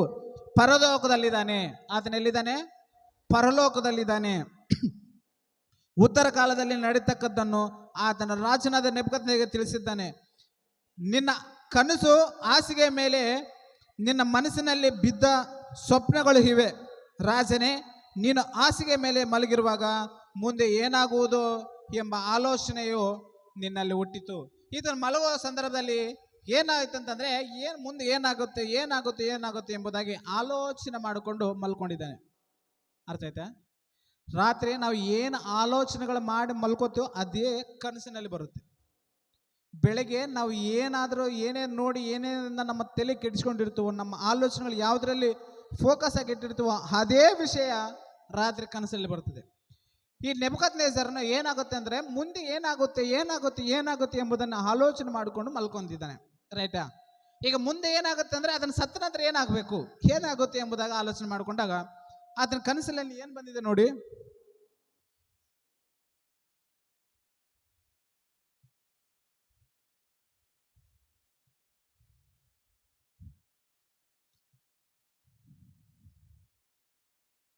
ರೈಟ್, ಕಾಣ್ತಾ ಇದೆನಾ? ಫೋಟೋ ನೋಡಿ ಒಂದ್ಸಲ. ರೈಟಾ? ಈ ಥರ ಒಂದು ದೊಡ್ಡ ವಿಗ್ರಹ, ರೈಟಾ? ದೊಡ್ಡ ವಿಗ್ರಹ, ತಲೆ ನೋಡಿದ್ರೆ ಬಂಗಾರ, ತಲೆ ನೋಡಿದ್ರೆ ಬಂಗಾರ. ರೈಟ್, ಒಂದ್ಸಲ ವಿವರಣೆ ಮಾಡಿ ನೋಡೋಣ, ವಿವರಣೆ ಕೇಳೋಣ. ದಾನಿಯೇಲನು ಅವ್ರದ್ದು ಯಾವ ರೀತಿಯಲ್ಲಿ ವರ್ಣನೆ ಮಾಡ್ತೇನೆ ನೋಡಿ. 30ನೇ ವಚನ, 30ನೇ ವಚನ ಆಮೇಲೆ ಓದ್ಕೊಳ್ಳೋಣ. 31ನೇ ವಚನ ಓದೋಣ. ರಾಜನೇ, ನೀನು ಕಂಡಿದ್ದು ಮಹಾ ಅದ್ಭುತ ಪ್ರತಿಮೆ, ಮಹಾ ಅದ್ಭುತ ಪ್ರತಿಮೆ, ತಳತಳನೆ ಹೊಳೆಯುವ ಅತಿ ದೊಡ್ಡ ಪ್ರತಿಮೆ ನಿನ್ನ ಎದುರಿಗೆ ನಿಂತಿತು. ಏನು? ತಳತಳನೆ ಹೊಳೆಯುತ್ತಿರುವ ಅತಿ ದೊಡ್ಡವಾದಂಥ ಪ್ರತಿಮೆ ನಿನ್ನ ಎದುರಿನಲ್ಲಿ ನಿಂತಿತು. ಭಯಂಕರವಾಗಿ ಕಾಣಿಸ್ತಿತ್ತು ಅದು, ಅದು ಭಯಂಕರವಾಗಿ ಕಾಣಿಸ್ತಿತ್ತು. ನೆಕ್ಸ್ಟ್, ಆ ಪ್ರತಿಮೆಯ ತಲೆಯು ಅಪರಂಜಿ. ಅಪರಂಜಿ ಅಂದ್ರೆ ಬಂಗಾರ. ಆ ತಲೆಯು ಆ ಪ್ರತಿಮೆಯ ತಲೆಯು ಅಪರಂಜಿ, ಎದೆ ತೋಳುಗಳು ಬೆಳ್ಳಿ, ಹೊಟ್ಟೆ ಸೊಂಟಗಳು ತಾಮ್ರ, ಕಾಲುಗಳು ಕಬ್ಬಿಣ. ಒಂದ್ಸಲ ಫೋಟೋ ನೋಡಿ. ತಲೆ ಬಂಗಾರ, ಇದೇನು? ಎದೆ ಏನಾಗಿದೆ? ಬೆಳ್ಳಿ, ಸಿಲ್ವರ್. ಇದು ಕೆಂಪಾಗಿರೋದು ತಾಮ್ರ. ನೆಕ್ಸ್ಟ್, ಕಾಲುಗಳು ಯಾವ ರೀತಿಯಲ್ಲಿದ್ದಾವೆ? ಕಬ್ಬಿಣ. ಇನ್ನು ಮುಂದಕ್ಕೆ ಹೋದಿ. ಕಾಲುಗಳು ಕಬ್ಬಿಣ, ಹೆಜ್ಜೆಗಳು ಕಬ್ಬಿಣ ಮತ್ತು ಮಣ್ಣು. ನೋಡಿ ಒಂದ್ಸಲ ಕಾಲುಗಳು ಜೂಮ್ ಮಾಡ್ತೀನಿ ನೋಡಿ. ಕಾಲುಗಳು ಇಲ್ಲಿಂದ ಇಲ್ಲಿ ತನಕ ಕಬ್ಬಿಣ ಇದೆ, ಇದು ಮಣ್ಣು ರೈಟಾ. ಇಲ್ಲಿ ತನಕ ಕಬ್ಬಿಣ ಇದೆ, ಇದು ಮಣ್ಣು ರೈಟಾ. ತಲೆ ಬಂಗಾರ, ಎದೆ ಸಿಲ್ವರ್ ಬೆಳ್ಳಿ, ಸೊಂಟ ತಾಮ್ರ, ಕಾಲುಗಳು ಕಬ್ಬಿಣ ಪ್ಲಸ್ ಮಣ್ಣು ರೈಟಾ. ಹೀಗೆ ಕನಸು ಕಂಡಿಯಾ ಎಂಬುದಾಗಿ ಹೇಳ್ತೇನೆ. ಹೌದಾ? ಕರೆಕ್ಟ್, ಇದೇ ಕನಸು ಬಂದಿತ್ತು ನನಗೆ, ಇದೇ ಪ್ರತಿಮೆ ಬಂದಿತ್ತು, ಹೌದು ಎಂಬುದಾಗಿ ಹೇಳ್ತೇನೆ. ಇದರ ಅರ್ಥ ಏನು ಎಂಬುದಾಗಿ ಮತ್ತೆ ಪ್ರಶ್ನೆ ಕೇಳ್ತೇನೆ ರೈಟಾ. ಆ ಅರ್ಥ ಏನು ಯಾವ ರೀತಿಯಲ್ಲಿ ಇರುತ್ತೆ ಅಂದರೆ, ನಮಗೆಲ್ಲ ಓದಿದ್ರೆ ಇರುತ್ತೆ, ವಿವರಣೆ ಮಾಡಿ ಹೇಳ್ತೀನಿ. ಕೆಳಗಡೆ ಓದ್ಕೊಂಡು ಬಂದರೆ ಸಿಗುತ್ತೆ. ಏನು ಅಂತಂತಂದರೆ, ಈ ಬಂಗಾರದ ತಲೆ ಏನಿದೆಯಲ್ಲ, ಇದು ನೀನು. ಬಂಗಾರದ ತಲೆ ಏನಿದೆಯಾ, ನೀನು ಸತ್ತ ನಂತರ ಬೇರೆ ಒಂದು ರಾಜ್ಯ ಬರುತ್ತೆ. ಅದೇ ಮಾದಿಯ ಪಾರಸಿಕ ರಾಜ್ಯ ಬರುತ್ತೆ. ಸಂಡೇ ಸ್ಕೂಲ್ ಮಕ್ಕಳಿಗೆ ಹೇಳಿರೋ ವಿಷಯ ಕ್ಯಾಚ್ ಆಗುತ್ತೆ. ಮೊದಲನೇ ಸಾಮ್ರಾಜ್ಯ ಯಾವುದು? ನೆಬೂಕದ್ನೆಚ್ಚರನ ಆಳಿರುವಂಥ ಬಂಗಾರದ ಸಾಮ್ರಾಜ್ಯ, ಬ್ಯಾಬಿಲೋನಿಯನ್ ಸಾಮ್ರಾಜ್ಯ. ನಿನ್ನ ಸಾಮ್ರಾಜ್ಯದ ನಂತರ, ನಿನ್ನ ಸತ್ತ ನಂತರ ನಿನ್ನ ಮಗನು ಬರ್ತಾನೆ, ನಿನ್ನ ಮಗನ ಸತ್ತ ನಂತರ ಮಾದಿಯ ಪಾರಸಿಕರು ಬರ್ತಾರೆ. ದರ್ಯಾವೇಶನ ಬಂದು ನಿಮ್ಮ ಸಾಮ್ರಾಜ್ಯವನ್ನು ಆಕ್ರಮಣ ಮಾಡ್ತಾನೆ, ನಿಮ್ಮ ಸಾಮ್ರಾಜ್ಯವನ್ನು ನಾಶ ಮಾಡ್ತಾನೆ. ಆತನು ಕೂಡ ಅನೇಕ ವರ್ಷಗಳು ಆಳ್ತಾನೆ. ಆತ ಸಿಲ್ವರ್ ಬೆಳ್ಳಿ, ನೀನು ಗೋಲ್ಡು, ಆತ ಸಿಲ್ವರ್ ರೈಟಾ. ಇವರು ಸಹ ಮುಗಿದ ನಂತರ ಕೂಡ ಏನಾಗುತ್ತೆ ಅಂತಂದ್ರೆ, ಗ್ರೀಕರು ಎಂಬುದಾಗಿ ಇನ್ನೊಂದು ರಾಜ್ಯ ಬರುತ್ತೆ. ಆ ರಾಜ್ಯ ಬರುತ್ತೆ, ಇನ್ನೊಂದು ರಾಜ್ಯ ಏನು ಬರುತ್ತೆ? ಗ್ರೀಕರು ಎಂಬುದಾಗಿ ಬರ್ತಾರೆ. ಅದು ಬೈಬಲ್ದಲ್ಲಿ ಇಲ್ಲಲ್ಲ, ಚರಿತ್ರೆಯಲ್ಲಿ ಪ್ರಪಂಚವನ್ನು ಆಳಿರೋಂಥ ಮೂರನೇ ಸಾಮ್ರಾಜ್ಯ ಅಂದರೆ ಗ್ರೀಕ್ ಸಾಮ್ರಾಜ್ಯ. ಮೊದಲನೇದು ಬ್ಯಾಬಿಲೋನ್ ಸಾಮ್ರಾಜ್ಯ, ಮಾದಿಯ ಪಾರಸಿಕ ಸಾಮ್ರಾಜ್ಯ, ಮೂರನೇದು ಗ್ರೀಕ್ ಸಾಮ್ರಾಜ್ಯ, ನಾಲ್ಕನೇದು ರೋಮಾ ಸಾಮ್ರಾಜ್ಯ ರೈಟಾ. ಮೊದಲೇ ಈ ಸಿರಸ್ ಬಂಗಾರ ಬಬುಲೋನ್ ಸಾಮ್ರಾಜ್ಯ ಅಂದರೆ ನೀನೇ. ಬಬುಲೋನ್ ಅರಸನಾಗಿರುವಂಥ ನೆಬೂಕದ್ನೆಚ್ಚರನೇ ಅದು ನೀನೇ ಎಂಬುದಾಗಿದೆ. 39ನೇ ವಚನ, 39ನೇ ವಚನ. ನೀನೇ ಆ ಬಂಗಾರದ ತಲೆ. ನಿನ್ನ ಕಾಲವಾದ ಮೇಲೆ ನಿನಗಿಂತ ಕನಿಷ್ಠವಾದ ಮತ್ತೊಂದು ರಾಜ್ಯ ಉಂಟಾಗುವುದು. ಅನಂತರ ಬೇರೊಂದು ಮೂರನೇ ರಾಜ್ಯವು ತಾಮ್ರವಾಗಿದ್ದ ತಲೆ ದೂರಿ ಭೂಮಂಡಲವೆಲ್ಲ ಹಾಳುವುದು. ನಾಲ್ಕನೇ ರಾಜ್ಯವು ಕಬ್ಬಿಣದಷ್ಟು ಗಟ್ಟಿ, ಕಬ್ಬಿಣವು ಎಲ್ಲ ವಸ್ತುಗಳನ್ನು ಚೂರು ಚೂರಾಗಿ ಹೊಡೆದು ಹಾಕುತ್ತದಷ್ಟೇ. ಸಕಲವನ್ನು ಧ್ವಂಸ ಮಾಡುವ ಕಬ್ಬಿಣದಂತೆ ಅದು ಚೂರು ಚೂರಾಗಿ ಧ್ವಂಸ ಮಾಡುವುದು ಎಂಬುದಾಗಿ ಹೇಳಿದೆ. ಮೊದಲನೇದೇನು? ಬಂಗಾರ ನೀನೇ. ಎರಡನೇದು ಕನಿಷ್ಠವಾದಂಥ ರಾಜ್ಯ ಎರಡನೇ ಬರುತ್ತೆ. ಮೂರನೇದು ಒಂದು ರಾಜ್ಯ ಬರುತ್ತೆ, ಅದು ತಾಮ್ರ. ನಾಲ್ಕನೇ ರಾಜ್ಯ ಬರುತ್ತೆ, ಅದು ಕಬ್ಬಿಣ ಎಂಬುದಾಗಿ ಹೇಳ್ತೇನೆ. ಮೊದಲನೇ ಸಾಮ್ರಾಜ್ಯ ಬ್ಯಾಬಿಲೋನ್ ಸಾಮ್ರಾಜ್ಯ, ಎರಡನೇದು ಮಾದಿಯ ಪಾರಸಿಕ ಸಾಮ್ರಾಜ್ಯ, ಮೂರನೇದು ಗ್ರೀಕ್ ಸಾಮ್ರಾಜ್ಯ, ನಾಲ್ಕನೇದು ರೋಮಾ ಸಾಮ್ರಾಜ್ಯ. ಈ 4 ಸಾಮ್ರಾಜ್ಯಗಳಾದ್ಮೇಲೆ ಏನಾಗುತ್ತೆ ನೋಡಿ. 41ನೇ ವಚನ. ಹೆಜ್ಜೆಗಳಲ್ಲಿ ಮತ್ತು ಬೆರಳುಗಳಲ್ಲಿ ಒಂದು ಅಂಶವು ಕುಂಬರರು ಮಣ್ಣು ಒಂದು ಅಂಶವು ಕಬ್ಬಿಣದಾಗಿದೆ. ಏನಾಗಿದೆ ಅಂತಂದ್ರೆ, ಒಂದ್ಸಲ ಕಾಲು ನೋಡಿ. ಈ ಕಬ್ಬಿಣ ಏನಿದೆಯಲ್ಲ, ಈ ಕಬ್ಬಿಣಕ್ಕೆ ಏನಾಗಿದೆ ಅಂದರೆ ಕುಂಬಾರ ಯಾವ ರೀತಿಯಲ್ಲಿ ಮಣ್ಣಿದೆಯೋ ಆ ಕಣ್ಣು ಪಾದಗಳು ಬೆರಳುಗಳು ಇದಾವೆ. ಆ ಮಣ್ಣಿದೆ, ಕಬ್ಬಿಣದಲ್ಲಿ ಮಣ್ಣಿದೆ ಎಂಬುದಾಗಿ ಕೇಳ್ತೇನೆ. ನೋಡೋಣ 41ನೇ ಮಾತನ್ನು. ಹೆಜ್ಜೆಗಳಲ್ಲಿ ಮತ್ತು ಬೆರಳುಗಳಲ್ಲಿ ಒಂದು ಅಂಶವು ಕುಂಬಾರನ ಮಣ್ಣು, ಒಂದು ಅಂಶವು ಕಬ್ಬಿಣವೂ ಆಗಿದೆ. ನೀನು ನೋಡಿದ ಪ್ರಕಾರ ಆ ರಾಜ್ಯವು ಭಿನ್ನವಾದದ್ದು. ನೀನು ನೋಡಿದ ಪ್ರಕಾರ ಆ ರಾಜ್ಯವು ಭಿನ್ನವಾದದ್ದು, ಭಿನ್ನವಾಗಿರುವುದು. ಜೇಡು ಮಣ್ಣಿನೊಂದಿಗೆ ಕಬ್ಬಿಣವು ವಿಷಮವಾದದ್ದು. ನೀನು ನೋಡಿದಂತೆ ಆ ರಾಜ್ಯದಲ್ಲಿ ಕಬ್ಬಿಣದ ಬಲವು ಸೇರುವುದು ಎಂಬುದಾಗಿ ಹೇಳ್ತೇನೆ. ನೆಕ್ಸ್ಟ್ 41ನೇ ವಚನದಲ್ಲಿ ನೋಡಿ. ಹಂಗೆ ಕಂಟಿನ್ಯೂ ಓದೋಣ. 42. ಒಂದು ಅಂಶವು ಕಬ್ಬಿಣ ಒಂದು ಅಂಶವು ಮಣ್ಣು ಆಗಿದ್ದ ಹಾಗೆ ಆ ರಾಜ್ಯದ ಒಂದು ಅಂಶವು ಗಟ್ಟಿ, ಒಂದು ಅಂಶವು ಬೆಂಡು. ಕಬ್ಬಿಣವು ಜೇಡಿ ಮಣ್ಣಿನೊಂದಿಗೆ ಬೆರೆಯುತ್ತಿರುವುದನ್ನು ನೀನು ನೋಡಿದ ಮೇರೆಗೆ ಆ ರಾಜ್ಯಾಂಶದ ಸಂತತಿ ಸಂಬಂಧದಿಂದ ಬೆರೆತುಕೊಳ್ಳುವವು. ಆದರೆ ಕಬ್ಬಿಣವು ಮಣ್ಣಿನೊಂದಿಗೆ ಹೇಗೆ ಕಲಿಯುವುದಿಲ್ಲವೋ ಹಾಗೆಯೇ ಅವು ಒಂದಕ್ಕೊಂದು ಅಂಟಿಕೊಳ್ಳುವುದಿಲ್ಲ. ಆ ರಾಜರ ಕಾಲದಲ್ಲಿ ಪರಲೋಕದ ದೇವರು ಒಂದು ರಾಜ್ಯವನ್ನು ಸ್ಥಾಪಿಸಿದನು. ಅದು ಎಂದಿಗೂ ಅಳಿಯದು. ಅದರ ಪ್ರಾಬಲ್ಯವು ಬೇರೆ ರಾಜ್ಯಕ್ಕೆ ಕದಲು ಹೋಗುವುದು ಎಂಬುದಾಗಿ ಹೇಳ್ತೇನೆ. ನೋಡಿ ಏನಾಗುತ್ತೆ ಅಂತಂದ್ರೆ, ಹಂಗೆ ಕಂಟಿನ್ಯೂ ಓದ್ಕೊಂಡು ಬಂದ್ರೆ ಒಂದು ವಚನ ಸಿಗುತ್ತೆ. 45ನೇ ವಚನ ಕಂಟಿನ್ಯೂ ಓದಿ. 44ರಿಂದ. ಆ ರಾಜರ ಕಾಲದಲ್ಲಿ ಪರಲೋಕದ ದೇವರು ಒಂದು ರಾಜ್ಯವನ್ನು ಸ್ಥಾಪಿಸುವನು. ಎಂದಿಗೂ ಅಳಿಯದು. ಅದರ ಪ್ರಾಬಲ್ಯವು ಬೇರೆ ರಾಜ್ಯಕ್ಕೆ ಕದಲಿ ಹೋಗುವುದು. ಆ ರಾಜ್ಯಗಳನ್ನೆಲ್ಲ ಭಂಗಪಡಿಸಿ ನಿರ್ನಾಮ ಮಾಡಿ ಶಾಶ್ವತವಾಗಿ ನಿಲ್ಲುವುದು. ಬೆಟ್ಟದೊಳಗಿಂದ ಒಂದು ಗುಂಡು ಬಂಡೆಯ ಕೈಯಲ್ಲಿದೆ. ನೆಕ್ಸ್ಟ್ ಓದಿ. ಬೆಳ್ಳಿ ಬಂಗಾರಗಳನ್ನು ಚೂರು ಚೂರು ಮಾಡಿದ್ದು ನಿನ್ನ ಕಣ್ಣಿಗೆ ಬಿತ್ತಲ್ಲ. ಇದರಿಂದ ಪರಲೋಕ ದೇವರು ಮುಂದೆ ನಡೆಯುವ ವಿಷಯಗಳನ್ನು ರಾಜನಿಗೆ ತಿಳಿಸಿದ್ದಾನೆ. ಕನಸುಗಳು ನಿಜ, ಅದರ ಅರ್ಥವು ನಂಬತಕ್ಕದ್ದು ಎಂದು ಹೇಳಿದನು. ಏನಾಗುತ್ತೆ ಅಂತಂದ್ರೆ, ನೀನು ಈ ಕನಸು ಕಂಡಿದ್ದಿಲ್ಲ. ಈ ಕನಸು ಏನಾಗುತ್ತೆ ಅಂತಂದ್ರೆ, ಬೆಳ್ಳಿ, ತಲೆ ಏನು ಬೆಳ್ಳಿ, ಎದೆ ಏನು ಸಿಲ್ವರ್, ತಲೆ ಬಂಗಾರ, ಎದೆ ಸಿಲ್ವರ್ ಬೆಳ್ಳಿ, ಸೊಂಟ ತಾಮ್ರ, ಕಾಲುಗಳು ಕಬ್ಬಿಣ. ಮೊದಲನೇ ಸಾಮ್ರಾಜ್ಯ ನೆಬೂಕದ್ನೆಚ್ಚರನ ಆಳ್ವಿಕೆ ಮಾಡ್ತಾನೆ, ಅದು ಬಬುಲೋನ್ ಸಾಮ್ರಾಜ್ಯ. ಎರಡನೇದು ಮಾದಿಯ ಪಾರಸಿಕ ಸಾಮ್ರಾಜ್ಯ. ಮೂರನೇದು ಗ್ರೀಕ್ ಸಾಮ್ರಾಜ್ಯ. ನಾಲ್ಕನೇದು ರೋಮ ಸಾಮ್ರಾಜ್ಯ. ಈ ರೋಮ ಸಾಮ್ರಾಜ್ಯದಲ್ಲಿ ಏನಾಗುತ್ತೆ ಅಂತಂದ್ರೆ, ಕೈ ಇಲ್ಲದೆ ನೋಡಿ, ಈ ಕಾಲದಲ್ಲಿ ಏನಾಗುತ್ತೆ ಅಂದರೆ, ಆಕಾಶದಿಂದ ಒಂದು ಕೈ ಅವಶ್ಯಕತೆನೇ ಇಲ್ಲ.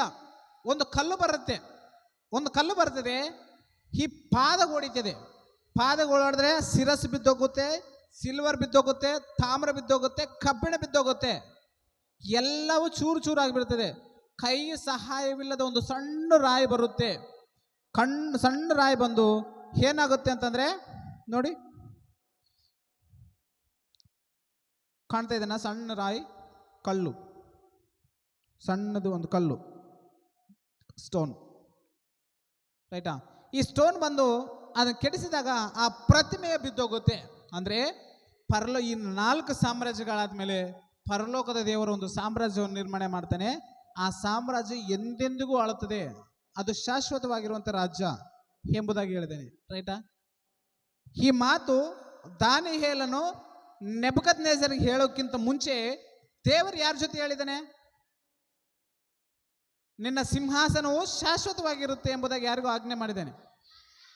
ದಾವೀದನಿಗೆ, ರೈಟಾ? ನಿನ್ನ ಸಿಂಹಾಸನವು ಶಾಶ್ವತವಾಗಿರುತ್ತದೆ ಎಂಬುದಾಗಿ ಹೇಳ್ತಾನೆ. ಈ 4 ಸಾಮ್ರಾಜ್ಯಗಳ ನಂತರದಲ್ಲಿ, ಈ ರೋಮ ಸಾಮ್ರಾಜ್ಯ ಕಾಲದಲ್ಲಿ ಏನ್ ಬರುತ್ತೆ ಅಂದ್ರೆ, ಕೈ ಸಹಾಯವಿಲ್ಲದ ಒಂದು ಕಲ್ಲು ಬಂದು ಈ 4 ಸಾಮ್ರಾಜ್ಯಗಳನ್ನು ಹಾಳು ಮಾಡಿ ಕೆಡಿಸಿ ಆ ಸಾಮ್ರಾಜ್ಯದಲ್ಲಿ ಒಂದು ಸಾಮ್ರಾಜ್ಯ ಬರುತ್ತೆ. ಅದು ದಾವೀದನ ಸಾಮ್ರಾಜ್ಯ, ಅದೇ ಕ್ರಿಸ್ತನ ಸಾಮ್ರಾಜ್ಯ, ಯೇಸು ಕ್ರಿಸ್ತನ ಸಾಮ್ರಾಜ್ಯ. ಈ ರೋಮ ಕಾಲದಲ್ಲಿ ಯೇಸು ಕ್ರಿಸ್ತನ ಬೆಳೆದು ಒಂದು ಸಾಮ್ರಾಜ್ಯವನ್ನು ಸಿದ್ಧ ಮಾಡ್ತಾನೆ. ಆ ಸಾಮ್ರಾಜ್ಯ ಈಗಲೂ ಕೂಡ ಇದೆ. ಆ ಸಾಮ್ರಾಜ್ಯ ಯಾರು ಅಂತಂದ್ರೆ ನಾವು ಸಭೆಯಾಗಿ ಕೂತುಕೊಳ್ಳುವುದೇ ದೇವರ ಸಾಮ್ರಾಜ್ಯ. ನಾವು ಆತನ ಮಾತುಗಳನ್ನು ಕೇಳೋದಕ್ಕೆ ಈ ರೀತಿಯಲ್ಲಿ ಕೂಡಿಕೊಳ್ತೀವಿ. ಪ್ರತಿಯೊಂದು ಸಭೆ ಇದೆಯಲ್ಲ, ಆ ಸಭೆಯೇ ದೇವರ ಸಾಮ್ರಾಜ್ಯ. ಅರ್ಥ ಆಯ್ತಾ? ಈ ಶಾಶ್ವತವಾಗಿರುವಾಗ ಶಾಶ್ವತವಾಗಿ ನಿನ್ನ ಸಿಂಹಾಸನ ಇರ್ತದೆ ಅಂತ ಹೇಳಿದನಲ್ಲ, ದೇವರ ದಾವೀದನಿಗೆ ಹೇಳಿದಾನೆ, ನಿನ್ನ ಸಿಂಹಾಸನ ಶಾಶ್ವತವಾಗಿರ್ತದೆ. ಈಗಲೂ ಕೂಡ ಶಾಶ್ವತವಾಗಿ ನಮ್ಮನ್ನು ಆಳುವಂಥ ವ್ಯಕ್ತಿ ಯಾರು? ಸರ್ವಶಕ್ತನಾಗಿರುವಂಥ ದೇವರು ಯೇಸು ಕ್ರಿಸ್ತನು. ರೈಟಾ? ದಾವೀದನಿಗೆ ಕೊಟ್ಟಿರುವಂಥ ಮಾತೇನು? ನಿನ್ನ ಸಿಂಹಾಸನ ಶಾಶ್ವತವಾಗಿರುತ್ತದೆ ಎಂಬುದಾಗಿ ಹೇಳಿದಾನೆ.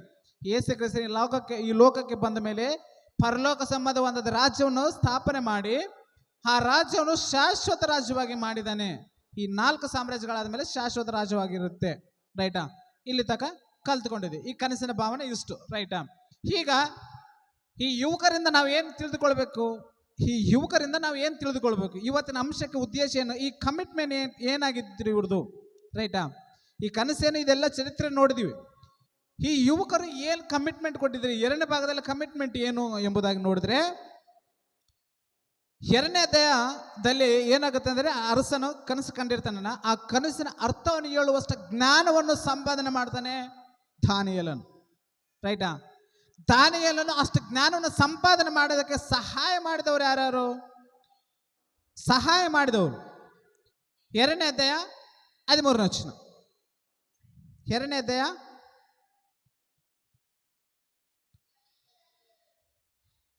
17ನೇ ವಚನ. ಬಳಿಕ ದಾನಿಯೇಲನು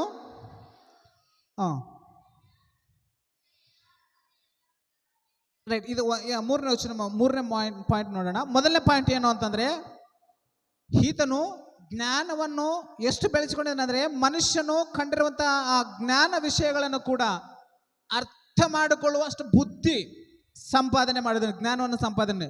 2ನೇ ವಿಷಯದಲ್ಲಿ ಏನು ಕಲಿಬೇಕು? ಈ ಯುವಕರಿಂದ ಏನು ಕಲಿಬೇಕು ಅಂತಂದ್ರೆ, 13ನೇ ವಚನ ಒಂದ್ಸಲ ಓದಿ. 13ನೇ ವಚನ. ಕೂಡಲೇ ಆಜ್ಞೆಯು ಹೊರಟುಪಡಿತು. ವಿದ್ವಾಂಸರು ಪ್ರಾಣಾಪಾಯಕ್ಕೆ ಗುರಿಯಾದರು. ದಾನಿಯೇಲನನ್ನು ಅವನ ಸ್ನೇಹಿತರನ್ನು ಕೊಲ್ಲುವುದಕ್ಕೆ ಹುಡುಕಿದರು. ರಾಜನ ಮೈಗಾವಲಿನವರು ಧವಳಹಾಯಿಯಾದ ಅರ್ಯೋಕನು ಬಾಬೇಲಿನ ವಿದ್ವಾಂಸರ ಸಂಹಾರಕ್ಕೆ ಹೊರಟಾಗ ದಾನಿಯೇಲನು ಬುದ್ಧಿ ವಿವೇಕಗಳಿಂದ ಅವನ ಸಂಗಡ ಮಾತನಾಡಿದನು ಎಂಬುದಾಗಿ ಬರೆಯಲ್ಪಟ್ಟಿದೆ.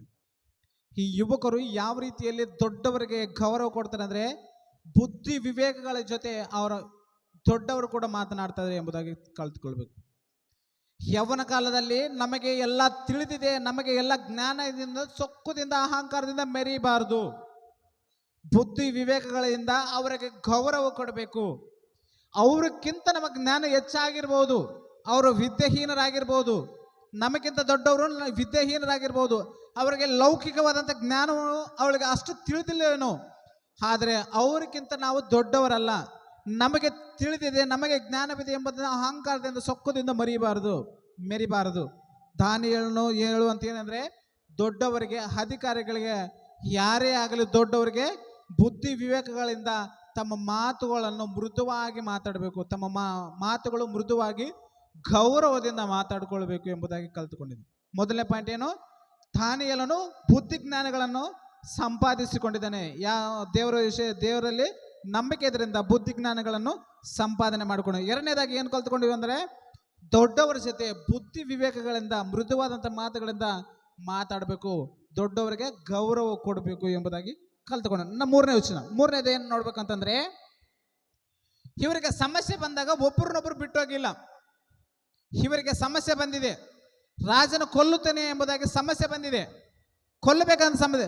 ಈ ಕೊಲ್ಲುತ್ತಾನೆ, ನನ್ನ ಪ್ರಾಣವನ್ನು ನಾನು ಕಾಪಾಡಬೇಕು, ನಿನ್ನ ಪ್ರಾಣವನ್ನು ನೀನು ಕಾಪಾಡಬೇಕು, ಓಡೋಗೋಣ ಎಂಬುದಾಗಿ ಒಬ್ಬರನ್ನೊಬ್ಬರು ಬಿಟ್ಟು ಹೋಗಲಿಲ್ಲ. ಎಲ್ಲರೂ ಒಗ್ಗಟ್ಟಾಗಿ ಪ್ರಾರ್ಥನೆ ಮಾಡಿದ್ದಾರೆ. ಏನು ಮಾಡಿದ್ದಾರೆ? ಯಾರು? ಅವ್ರನ್ನೇನಂತಾರೆ? ಇಂಗ್ಲೀಷ್ ಬೈಬಲ್ ಏನಂತಿದೆ ಗೊತ್ತಾ? ಫ್ರೆಂಡ್ಸ್ ಅಂತಿದೆ. ರೈಟಾ? ನೋಡೋಣ, ಒಂದ್ಸಲ ಓದೋಣ. ಬಳಿಕ ದಾನಿಯೇಲನು ತನ್ನ ಮನೆಗೆ ಹೋಗಿ ಹನನ್ಯ, ಮಿಶಾಯೇಲು, ಅಜರ್ಯ ಎಂಬ ತನ್ನ ಸ್ನೇಹಿತರಿಗೆ, ಯಾರಿಗೆ? ತನ್ನ ಸ್ನೇಹಿತರಿಗೆ ಆ ಸಮಾಚಾರವನ್ನು ತಿಳಿಸಿ, ನಾವು ಬಾಬೇಲಿನ ಇತರ ವಿದ್ವಾಂಸರೊಂದಿಗೆ ನಾಶವಾಗದಂತೆ ಪರಲೋಕದ ದೇವರು ಈ ರಹಸ್ಯದ ವಿಷಯವಾಗಿ ಕೃಪೆ ತೋರಲು ಆತನನ್ನು ಬೇಡಿಕೊಳ್ಳೋಣ ಎಂಬುದಾಗಿ ದಾನಿಯೇಲ ಹೇಳಿದ್ರೆ, ಆತನು ಹೇಳುವ ಮಾತಿಗೆ ಇವರೆಲ್ಲರೂ ಒಗ್ಗಟ್ಟಾಗಿ ಏನ್ ಮಾಡ್ತಾರೆ? ಪ್ರಾರ್ಥನೆ ಮಾಡ್ತಾರೆ. ದೇವರ ವಿಷಯದಲ್ಲಿ ಫ್ರೆಂಡ್ಸ್ಗಳಾಗಿ ಒಂದು ವಿಷಯದಲ್ಲಿ ಸಮಸ್ಯೆ ಬಂದರೆ ಒಗ್ಗಟ್ಟಾಗಿ ಪ್ರಾರ್ಥನೆ ಮಾಡಬೇಕು. ಒಗ್ಗಟ್ಟಲ್ಲಿ ಏನಿದೆ? ಗಾದೆ. ಒಗ್ಗಟ್ಟಲ್ಲಿ ಏನಿದೆ? ಒಗ್ಗಟ್ಟಲ್ಲಿ ಬಲವಿದೆ. ಯುವಕರು ಒಗ್ಗಟ್ಟಾಗಿ ಮಾಡಿದ್ರೆ ಏನಾದರೂ ಮಾಡಬಲ್ಲರು. ಹೌದಾ? ಒಗ್ಗಟ್ಟಿದ್ರೆ ಏನಾದರೂ ಮಾಡೋಕ್ಕೆ ಸಾಧ್ಯ. ಹೌದಾ? ಒಗ್ಗಟ್ಟಿದ್ರೆ ಏನಾದರೂ ಮಾಡಬೇಕು ಅನ್ನೋದನ್ನ ನಿಶ್ಚಯಿಸ್ಕೊಂಡ್ರೆ ಅದನ್ನ ಮಾಡ್ತಾರೆ. ಇವ್ರು ಕೊಟ್ಟಿರುವಂಥ ಕಮಿಟ್ಮೆಂಟ್ ಏನಾದರೂ ಒಬ್ರಿಗೊಬ್ರು ಒಗ್ಗಟ್ಟಾಗಿರ್ಬೇಕು. ಒಗ್ಗಟ್ಟಾಗಿದ್ದು ಏನ್ ಮಾಡ್ತಾರೆ ನೋಡಿ? ದೇವರಲ್ಲಿ ಪ್ರಾರ್ಥನೆ ಮಾಡ್ತಾರೆ. ಒಗ್ಗಟ್ಟಿದ್ದು ದೇವರಲ್ಲಿ ಪ್ರಾರ್ಥನೆ ಮಾಡೋದ್ರಿಂದ ಇವರಿಂದ ನಾವು ಏನ್ ಒಗ್ಗಟ್ಟಲ್ಲಿ ಬಲವಿದೆ ಎಂಬುದಾಗಿ ಹೇಳಿ ಇವರಿಗೆ ಹೇಳಿದ ಮೇಲೆ, ಇವರೆಲ್ಲ ಪ್ರಾರ್ಥನೆ ಮಾಡಿದ ಮೇಲೆ ದೇವರವ್ರಿಗೆ ಸಹಾಯ ಮಾಡ್ತಾನೆ. ದೇವರವ್ರಿಗೆ ಸಹಾಯ ಮಾಡಿದ ಮೇಲೆ ಆಯ್ತು, ನಮ್ಗೆ ಸಹಾಯ ಬಂದಿದೆ ಎಂಬುದಾಗಿ ಹೇಳಿ ದೇವರನ್ನು ಇವ್ರು ಮರ್ತೋಗಿಲ್ಲ. ಅರ್ಥ ಆಯ್ತಾ? ಈ ಕನಸಿನ ಭಾವನೆ ಯಾವಾಗ ಅವ್ರಿಗೆ ಗೊತ್ತಾಯ್ತು, ಆಯ್ತು ನಮ್ಗೆ ಗೊತ್ತಾಯ್ತು ಅಂತೇಳಿ ದೇವ್ರನ್ನ ಮರ್ತೋಗಿ ಅರಸನಿಗೆ ಹೋಗಿ ಡೈರೆಕ್ಟರ್ ಹೋಗಿ ಏನಂತಾರೆ ಅದನ್ನ ವಿವರಣೆ ಮಾಡಿ ಹೇಳಲಿಲ್ಲ. ಆ ರಹಸ್ಯವನ್ನು ಬಿಚ್ಚಿಕೊಟ್ಟಿರುವಂಥ ದೇವರಿಗೆ ಮತ್ತೆ ಏನು ಮಾಡ್ತಾರೆ? ಎಲ್ಲರೂ ಸೇರಿ ಕೃತಜ್ಞತೆಗಳನ್ನು ಸಲ್ಲಿಸಿದ್ದಾರೆ. ಏನು ಮಾಡಿದ್ದಾರೆ? ಕೃತಜ್ಞತೆಗಳನ್ನು ಸಲ್ಲಿಸಿದ್ದಾರೆ. ಥ್ಯಾಂಕ್ಸ್ ಅಂತಾರೆ. ಇದಕ್ಕೆ ಏನಂತಾರೆ? ಥ್ಯಾಂಕ್ಸ್. ಕೃತಜ್ಞತೆಗೆ ಥ್ಯಾಂಕ್ಸ್ ಅಂತಾರೆ. ನೀನು ರಹಸ್ಯಗಳನ್ನು ಬಿಚ್ಚಿ ಹೇಳಿರುವಂಥ ದೇವರಿಗೆ ಸೇರಿ ಎಲ್ಲರೂ ಏನು ಮಾಡ್ತಾರೆ? ಥ್ಯಾಂಕ್ಸ್ ಹೇಳಿದ್ದಾರೆ. ನಾವು ಆ ಯುವಕರಿಂದ ಏನು ಕಳ್ಬೇಕಂದ್ರೆ, ದೊಡ್ಡವರಾಗಲಿ ಯಾರೇ ಆಗಲಿ ನಮಗೇನಾದರೂ ಒಂದು ಅವರಿಂದ ನಮಗೆ ಮೇಲಾಯಿತು, ಒಂದು ವೇಳೆ ಸಹಾಯವಾತಂದರೆ ಅವರಿಗೆ ಕೃತಜ್ಞತೆಗಳನ್ನು ಸಲ್ಲಿಸದೇ ಇರಬಾರ್ದು, ಸಲ್ಲಿಸಬೇಕು. ನಮಗೆ ಯಾರಾದರೂ ಸಹಾಯ ಮಾಡಿದ್ರೆ, ನಮಗೆ ಏನಾದರೂ ಕೊಟ್ಟರೆ ಅವ್ರಿಗೆ ನಾವು ಕೃತಜ್ಞತೆಗಳ ಹೇಳಬೇಕು, ಥ್ಯಾಂಕ್ಸ್ಗಳು ಹೇಳಬೇಕು ಎಂಬುದಾಗಿ ಕಲ್ತುಕೊಳ್ಬೇಕು. ಮೊದಲನೇದೇನು? ದಾನಿಯೇಲನು ಕನಸುಗಳ ಅರ್ಥವನ್ನು ಹೇಳುವಷ್ಟು ಜ್ಞಾನವನ್ನು ಸಂಪಾದನೆ ಮಾಡಿದ್ದಾನೆ, ದೇವರಲ್ಲಿ ವಿಶ್ವಾಸ ಬಿದ್ದು. ಎರಡನೇದು ಏನು ಮಾಡಿದ್ದಾನೆ? ದೊಡ್ಡವರ ಜೊತೆಯಲ್ಲಿ ಯಾವ ರೀತಿಯಲ್ಲಿ ಮಾತಾಡಬೇಕು ಎಂಬುದಾಗಿ ಕಲ್ತುಕೊಂಡು, ಬುದ್ಧಿಯಿಂದ ವಿವೇಕದಿಂದ ಮೃದುವಾದಂಥ ಮಾತುಗಳಿಂದ ದೊಡ್ಡವರು ಕೂಡ ಮಾತಾಡಬೇಕು ಎಂಬುದಾಗಿದೆ.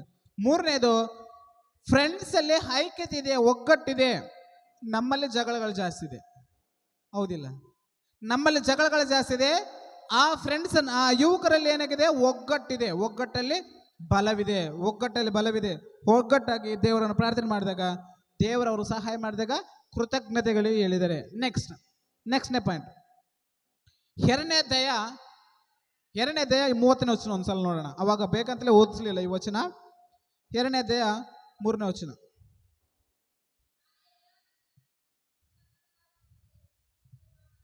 ರೈಟ್. ನಾನೇ ಎಲ್ಲ ಜೀವರಿಗಿಂತ ಹೆಚ್ಚು ಬುದ್ಧಿಯುಳ್ಳವಳಂತಲ್ಲ, ಕನಸಿನ ಅಭಿಪ್ರಾಯವನ್ನು ನನಗೆ ರಾಜನಿಗೆ ಗೋಚರವಾಗಿ ನಿನ್ನ ಮನಸ್ಸನ್ನು ಯೋಚನೆಗಳನ್ನು ವಿಷಯವನ್ನು ನನಗೆ ತಿಳಿದು ಬರಲಿ ಎಂದು ಹೇಳಿದ. ಏನಂತ ಆಗುತ್ತಂದರೆ, ದಾನಿಯೇಲನಿಗೆ ಈ ರಹಸ್ಯ ಗೊತ್ತಾಗುತ್ತಲ್ಲ, ದಾನಿಯೇಲನಿಗೆ ಕನಸಿನ ಅರ್ಥವನ್ನು ಗೊತ್ತಾಗುತ್ತಾ? ಅರ್ಥ ಗೊತ್ತಾದಾಗ ಏನು ಗೊತ್ತಾನಂದ್ರೆ, ಭೂಲೋಕದ ಇದ್ದಿರೋಂಥ ಜನರಿಗೆ ಎಲ್ಲರಿಗಿಂತ ನಾನೇ ಜ್ಞಾನವಂತನಲ್ಲ, ಭೂಲೋಕದಲ್ಲಿ ಇರುವಂಥ ವ್ಯಕ್ತಿಗಳ ಎಲ್ಲರಿಗಿಂತಲೂ ನಾನೇ ಜ್ಞಾನವಂತನಂತಲ್ಲ, ರಹಸ್ಯಗಳನ್ನು ಬಿಚ್ಚಿ ಹೇಳುವಂಥ ದೇವರು ಒಬ್ಬನಿದ್ದಾನೆ ಅಂತೇಳಿ ತನ್ನನ್ನು ತಾನು ತಗ್ಗಿಸಿಕೊಳ್ತಾನೆ. ತನ್ನ ಜ್ಞಾನವನ್ನು ತಾನು ತಗ್ಗಿಸಿಕೊಂಡು ದೇವರನ್ನು ಘನಪಡಿಸ್ತಾನೆ. ಯಾರನ್ನು ಘನಪಡಿಸ್ತಾನೆ? ತಾನೇನು ಮಾಡ್ಕೊಳ್ತಾನೆ? ತನ್ನನ್ನು ತಾನು ತಗ್ಗಿಸಿಕೊಳ್ತಾನೆ. ವಯಸ್ಸು ಯಾವುದು? ಆತನ ವಯಸ್ಸು ಯಾವುದು? ಯವ್ವನ ವಯಸ್ಸಲ್ಲಿ ತನ್ನನ್ನು ತಾನು ತಗ್ಗಿಸಿಕೊಳ್ತಾನೆ. ತಗ್ಗಿಸಿಕೊಂಡು ದೇವರನ್ನ ಮಹಿಮೆ ಪಡಿಸ್ತಾನೆ. ಲೋಕದಲ್ಲಿರುವಂಥ ಜ್ಞಾನರಿಗಿಂತ ನಾನೇನು ಜಾಸ್ತಿ ಜ್ಞಾನ ಅಲ್ಲ, ನಾನು ಅವ್ರು ಕೂಡ ಸಮಾನವಾದಂಥವನೇ. ಆದರೆ ದೇವ್ರು ನನಗೆ ಈ ಅವಕಾಶನ ಕೊಟ್ಟಿದ್ದಾನೆ ಅಂತೇಳಿ ತನ್ನನ್ನು ತಾನು ತಗ್ಗಿಸ್ಕೊಂಡು ದೇವರನ್ನ ಘನಪಡಿಸ್ತಾನೆ. 4ನೇ ವಿಷಯ ಏನು ಕೇಳ್ತಬೇಕು? ನಮ್ಮನ್ನು ನಾವು ತಗ್ಗಿಸಿಕೊಳ್ಬೇಕು ಎಂಬುದಾಗಿ ಕಲ್ತ್ಕೊಳ್ಬೇಕು. 5ನೇ ವಿಷಯಗೆ 2ನೇ ಅಧ್ಯಾಯ 48, 49 2 ವಚನಗಳು ಓದ್ಕೊಳ್ಳೋಣ. 5ನೇ ಅಧ್ಯಾಯಕ್ಕೆ 48, 49 ವಚನ. ಬಳಿಕ ರಾಜನು ದಾನಿಯೇಲನು ದೊಡ್ಡ ಸ್ಥಿತಿಗೆ ತಂದು ಅವನಿಗೆ ಅಮೂಲ್ಯವಾದ ಬಹುಮಾನಗಳನ್ನು ಕೊಟ್ಟು ಬಾಬೆಲ್ನ ಸಂಸ್ಥಾನಗಳೆಲ್ಲ ಅಧೀನಪಡಿಸಿ ಬಾಬೆಲ್ನ ವಿದ್ವಾಂಸರ ಸಕಲ ಮುಖ್ಯಸ್ಥರಾಗಿ ಅವನನ್ನು ಮುಖ್ಯಸ್ಥನಾಗಿ ನೇಮಿಸಿದನು. ಈತನನ್ನ ದಾ ಇದನ್ನು ಕೊಟ್ಟಿರುವಂಥ ಮಾತೇನು? ಯಾರಾದರೆ ಕನಸಿನ ಅರ್ಥ ಹೇಳ್ತಾರೋ ಅವರಿಗೆ ಉನ್ನತ ಸ್ಥಾನ ಕೊಟ್ಟು ಗೌರವವನ್ನು ಕೊಡ್ತೇನೆ ಎಂಬುದಾಗಿ ಹೇಳ್ತೇನೆ. ಈತ ಹೇಳಿದ ಮೇಲೆ ಈತಗೆ ಒಂದು ಉನ್ನತವಾದ ಸ್ಥಳವನ್ನು ಕೊಟ್ಟು ಆ ಸಂಸ್ಥಾನದಲ್ಲಿ ಸಕಲ ವಿದ್ವಾಂಸರಿಗೆ ಎಲ್ಲರಿಗಿಂತ ಮೇಲಾದಂಥ ಎಲ್ಲರಿಗಾದ ಉನ್ನತವಾದಂಥ ಸ್ಥಿತಿಯನ್ನು ನೆಬೂಕದ್ನೆಚ್ಚರ್ ದಾನಿಯೇಲನಿಗೆ ಕೊಡ್ತಾನೆ. ಈ ಸ್ಥಿತಿಯನ್ನು ಕೊಟ್ಟಾಗ ಇಲ್ಲಿ ಕೇಳಿ, ಎಲ್ಲರೂ ಇಲ್ಲಿ ಕೇಳಿ, ದಾನಿಯೇಲನಿಗೆ ಈ ಉನ್ನತವಾದಂಥ ಸ್ಥಿತಿ ಬಂದಾಗ ಏನಾಗುತ್ತೆ ಅಂತಂದರೆ ತನ್ನ ಫ್ರೆಂಡ್ಸನ್ನ ಮರೆತೋಗಂಗಿಲ್ಲ. ಅರ್ಥ ಆಯ್ತಾ? ದಾನಿಯೇಲನು ತನ್ನ ಉನ್ನತವಾದಂಥ ಸ್ಥಿತಿಗೆ ಹೋದ್ಮೇಲೆ ತನ್ನ ಫ್ರೆಂಡ್ಸನ್ನ ಮರೆತೋಗಂಗಿಲ್ಲ. ಆ ಫ್ರೆಂಡ್ಸ್ ಕೂಡ ನೆಬೂಕದ್ನೆಚ್ಚರನ ಅವ್ರ ವಿಷಯದಲ್ಲಿ ಹೇಳಿ ಅವ್ರಿಗೂ ಕೂಡ ಉನ್ನತವಾದಂಥ ಸ್ಥಿತಿಯಲ್ಲಿ ಅವ್ರನ್ನ ಕೂಡ ಕುಂದಿರಿಸ್ತಾನೆ. ನೋಡಿ, ಕಂಟಿನ್ಯೂ ಓದೋಣ. 49ನೇ ವಚನ. ದಾನಿಯೇಲನು ಭಿನ್ನಹ ಮಾಡಲು, ಭಿನ್ನಹ ಅಂದರೆ ಬೇಡಿಕೊಂಡಾಗ ಅಥವಾ ಏನಂತಾರೆ, ಫಿರ್ಯಾದು ಅಥವಾ ಏನಂತಾರೆ, ರೆಕಮೆಂಡೇಶನ್ ಭಿನ್ನಹ ರೆಕಮೆಂಡೇಶನ್ ಮಾಡ್ಕೊತಾನೆ. ಏನಂತ? ನನ್ನ ಸ್ನೇಹಿತರಾದರೆ, ನಾನೇನೋ ಉನ್ನತ ಸ್ಥಿತಿಯಲ್ಲಿದ್ದೀನಿ, ನನಗೆ ಫ್ರೆಂಡ್ಸ್ ಇದ್ದಾರೆ, ರೆಕಮೆಂಡೇಶನ್ ಮಾಡ್ಕೊತಾನೆ, ಪ್ಲೀಸ್ ದಯಮಾಡಿ ಅವರು ಕೂಡ ಒಂದು ಒಳ್ಳೆ ಅವಕಾಶ ಕೊಡು, ಅವ್ರನ್ನ ಕೂಡ ಮೇಲಕ್ಕೆ ತಗೊಂಬನ್ನಿ ಅಂತೇಳಿ ದಾನಿಯೇಲನು ಭಿನ್ನಹ ಮಾಡ್ಕೊತಾನೆ. ನೋಡಿ ಏನದು? ದಾನಿಯೇಲನು ಭಿನ್ನಹ ಮಾಡಲು ರಾಜನು ಶದ್ರಕ್, ಮೇಷಕ್, ಅಬೇದ್ನೆಗೋ ಎಂಬವರಿಗೆ ಬಾಬೆಲ್ನ ಸಂಸ್ಥಾನದಲ್ಲಿ ಕಾರ್ಯಭಾರವನ್ನು ವಹಿಸಿದನು. ದಾನಿಯೇಲನು ಅರಮನೆಯಲ್ಲೇ ನಿಂತನು. ಇವ್ರ ಮುಖಾಂತರ ನಾವು 5 ವಿಷಯಗಳನ್ನು ತಿಳಿದುಕೊಂಡಿದ್ದೀವಿ. ಮೊದಲನೇದು, ದೇವರಲ್ಲಿ ನಂಬಿಕೆ ಇದ್ದು ಜ್ಞಾನವನ್ನು, ಬುದ್ಧಿಯನ್ನು ಸಂಪಾದನೆ ಮಾಡಿಕೊಂಡಿದ್ದಾನೆ. ಮೊದಲನೇದು. ಎರಡನೇದು, ದೊಡ್ಡವರ ಜೊತೆ ಬುದ್ಧಿ ವಿವೇಕಗಳಿಂದ ಮರ್ಯಾದೆ ಕೊಟ್ಟು ಮೃದುವಾದಂಥ ಮಾತುಗಳಿಂದ ಮಾತಾಡಬೇಕು ಎಂಬುದಾಗಿ ಕಲ್ತುಕೊಂಡಿದ್ದಾನೆ. ಮೂರನೇದು, ಫ್ರೆಂಡ್ಸ್ ಅಲ್ಲಿ, ಸ್ನೇಹಿತರಲ್ಲಿ ಒಗ್ಗಟ್ಟಾಗಿರ್ಬೇಕು. ಒಗ್ಗಟ್ಟಲ್ಲಿ ಬಲವಿದೆ. ಒಗ್ಗಟ್ಟಾಗಿದ್ದು ಏನು ಮಾಡಿದ್ದಾರೆ? ಪ್ರಾರ್ಥನೆ ಮಾಡಿದ್ದಾರೆ. ಫ್ರೆಂಡ್ಸ್ ಒಗ್ಗಟ್ಟಿದ್ದು ಪ್ರಾರ್ಥನೆ ಮಾಡಿದ್ದಾರೆ. ಪ್ರಾರ್ಥನೆ ಮಾಡಿದ ಮೇಲೆ, ಪ್ರಾರ್ಥನೆ ಕೇಳಿದ ಮೇಲೆ, ದೇವರ ಸಹಾಯ ಮಾಡಿದ ಮೇಲೆ, ಆ ದೇವರಿಗೆ ಸಹಾಯ ಮಾಡಿದಂಥ ಆ ದೇವರಿಗೆ ಇವರೆಲ್ಲರೂ ಒಗ್ಗಟ್ಟಾಗಿ ಏನು ಮಾಡ್ತಾರೆ? ದೇವರಿಗೆ ಕೃತಜ್ಞತೆಗಳು ಹೇಳ್ತಾರೆ, ಥ್ಯಾಂಕ್ಸ್ ಹೇಳ್ತಾರೆ. 4ನೇ ವಿಷಯ ಏನು?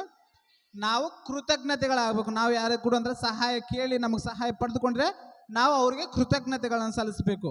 5ನೇ ವಿಷಯ, 4ನೇ ವಿಷಯ ಏನು?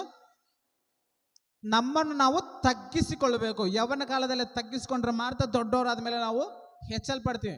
ಯವನ ಕಾಲದಲ್ಲಿ ಮೈ ಮರೆತು ಮರೆದ್ರೆ ನಮ್ಮನ್ನು ದೇವರು ನಾಶ ಮಾಡ್ತಾನೆ. ಯವನ ಕಾಲದಲ್ಲಿ ತಮ್ಮನ್ನು ತಾವು ತಗ್ಗಿಸಿಕೊಂಡಿದ್ದಾರೆ ಅಂತ ದೇವರು ಮೇಲಕ್ಕೆ ಏರಿಸಿದ್ದಾನೆ. ಮೊದಲನೇದು ದೇವರಲ್ಲೇ ಭಯಭಕ್ತಿ ಇದರಿಂದ ಒಳ್ಳೆ ಜ್ಞಾನ ಬಂದಿದೆ. ಎರಡನೇದು, ದೊಡ್ಡವ್ರ ಜೊತೆ ರೆಸ್ಪೆಕ್ಟ್ ಆಗಿ ಮಾತಾಡಬೇಕು, ಗೌರವದಿಂದ ಮಾತಾಡಬೇಕು. ಮೂರನೇದು, ಒಗ್ಗಟ್ಟಾಗಿ ದೇವರಲ್ಲಿ ಭಯಭಕ್ತಿ ಆಗಿದೆ ಪ್ರಾರ್ಥನೆ ಮಾಡಬೇಕು. 4ನೇ ವಿಷಯದಲ್ಲಿ ಏನಿದೆ? ತಮ್ಮನ್ನು ತಾವು ತಗ್ಗಿಸಿಕೊಂಡಿದ್ದಾರೆ. 5ನೇ ವಿಷಯ, ಆತನು ಉನ್ನತ ಸ್ಥಿತಿಗೆ ಹೋದ್ಮೇಲೆ ತನ್ನ ಫ್ರೆಂಡ್ಸನ್ನು ಮರೆತೋಗಿಲ್ಲ.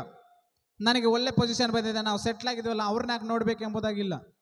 ನಿಮಗೆ ಅರ್ಥ ಆಗೋ ಭಾಷೆಯಲ್ಲಿ ಹೇಳ್ಬೇಕಂದ್ರೆ, ಸಪೋಸ್ 10th ಬರೆದವರು, ಬರೀಲಾರ್ದವರು, ಬರೆಯುವವರು, ಅಥವಾ PUC ಸೆಕೆಂಡ್ ಇಯರು, ಈ ಥರ ಯಾವುದೇ ಫ್ರೆಂಡ್ಸ ಒಬ್ಬರು ಪಾಸ್ ಆಗಿರ್ತಾರೆ, ಒಬ್ಬರು ಫೇಲ್ ಆಗಿರ್ತಾರೆ. ಫೇಲ್ ಆಗಿದಂಥ ಫ್ರೆಂಡ್ಸ್ ಮರೆತು ಹೋಗ್ಬಾರ್ದು.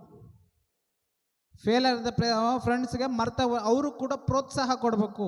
ಅವರು ಕೂಡ ಒಳ್ಳೆ ರೀತಿಯಲ್ಲಿ, ಈ ರೀತಿಯಲ್ಲಿ ಓದು, ನಾನು ಈ ರೀತಿಯಲ್ಲಿ ಓದಿ ಪಾಸ್ ಆಗಿದ್ದೀನಿ ಎಂಬುದಾಗ ಅವ್ರನ್ನ ಕೂಡ ಮರಿಬಾರದು, ಅವ್ರನ್ನ ಬಿಡಬಾರ್ದು. ನಾವು ಫ್ರೆಂಡ್ಸ್ ಆಗಿ ಒಗ್ಗಟ್ಟಾಗಿ ಅವ್ರನ್ನ ಕೂಡ ಪ್ರೋತ್ಸಾಹ ಮಾಡಬೇಕು. ನಾವು ಯಾವುದೇ ಸ್ಥಿತಿಗೆ ಹೋದ್ಮೇಲೆ ಅವ್ರನ್ನ ಮರಿಬಾರದು. ರೈಟಾ?